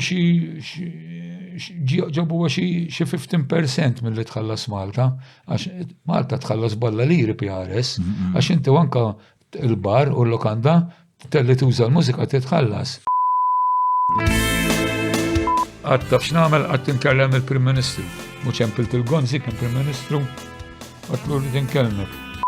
Ma minn daw 3 affarijiet, ma kif ikolli nelenkalek il-flus, l-avventuri, jew il-ħolqien tal-mużika stess. Għalfejn kien jinteressak li ġib id-diski Maltin il-qudiem? Għax jiena nħobb il-lingwa Malti u dak li hu Malta nħobbu ħafna jien. Ġifieri inti mingħajr ma tipprattika kont dħalt fl-istudio u ħataqbad tirreġistra? Din ma konniex irreħersja, ma kienx ħsib ħan nirrekordja. Batt il-kiterra għamilna reħersil dak il-ħinek. Dik li żarmajt? Ħallejt sarvetta fil-gas u kien hemm portiera qabdet u bdejna nagħtu. Għattu l-salma ma tgħidilix talaqa. U kif ġejna, kif mortu għaltila d-dadi, għaltila ħalaq il-kċina ta' Mercedes. Mela vera żarmajt għandna. Għadek id-doq frekwentament fri? Mela, per eżempju, l-bira kont live mal-orkestra kont issa. Għada għandi, illum xinu? Illum il-ħamis. Is-sibt għandi. It-tiġ Tommy? Birk il-kara, għax għommok maħattini xejn. Insertat tħobb diskali ma toqgħodlix. Dinġina qotna għannejk inkanta. Xejn ma nsibek.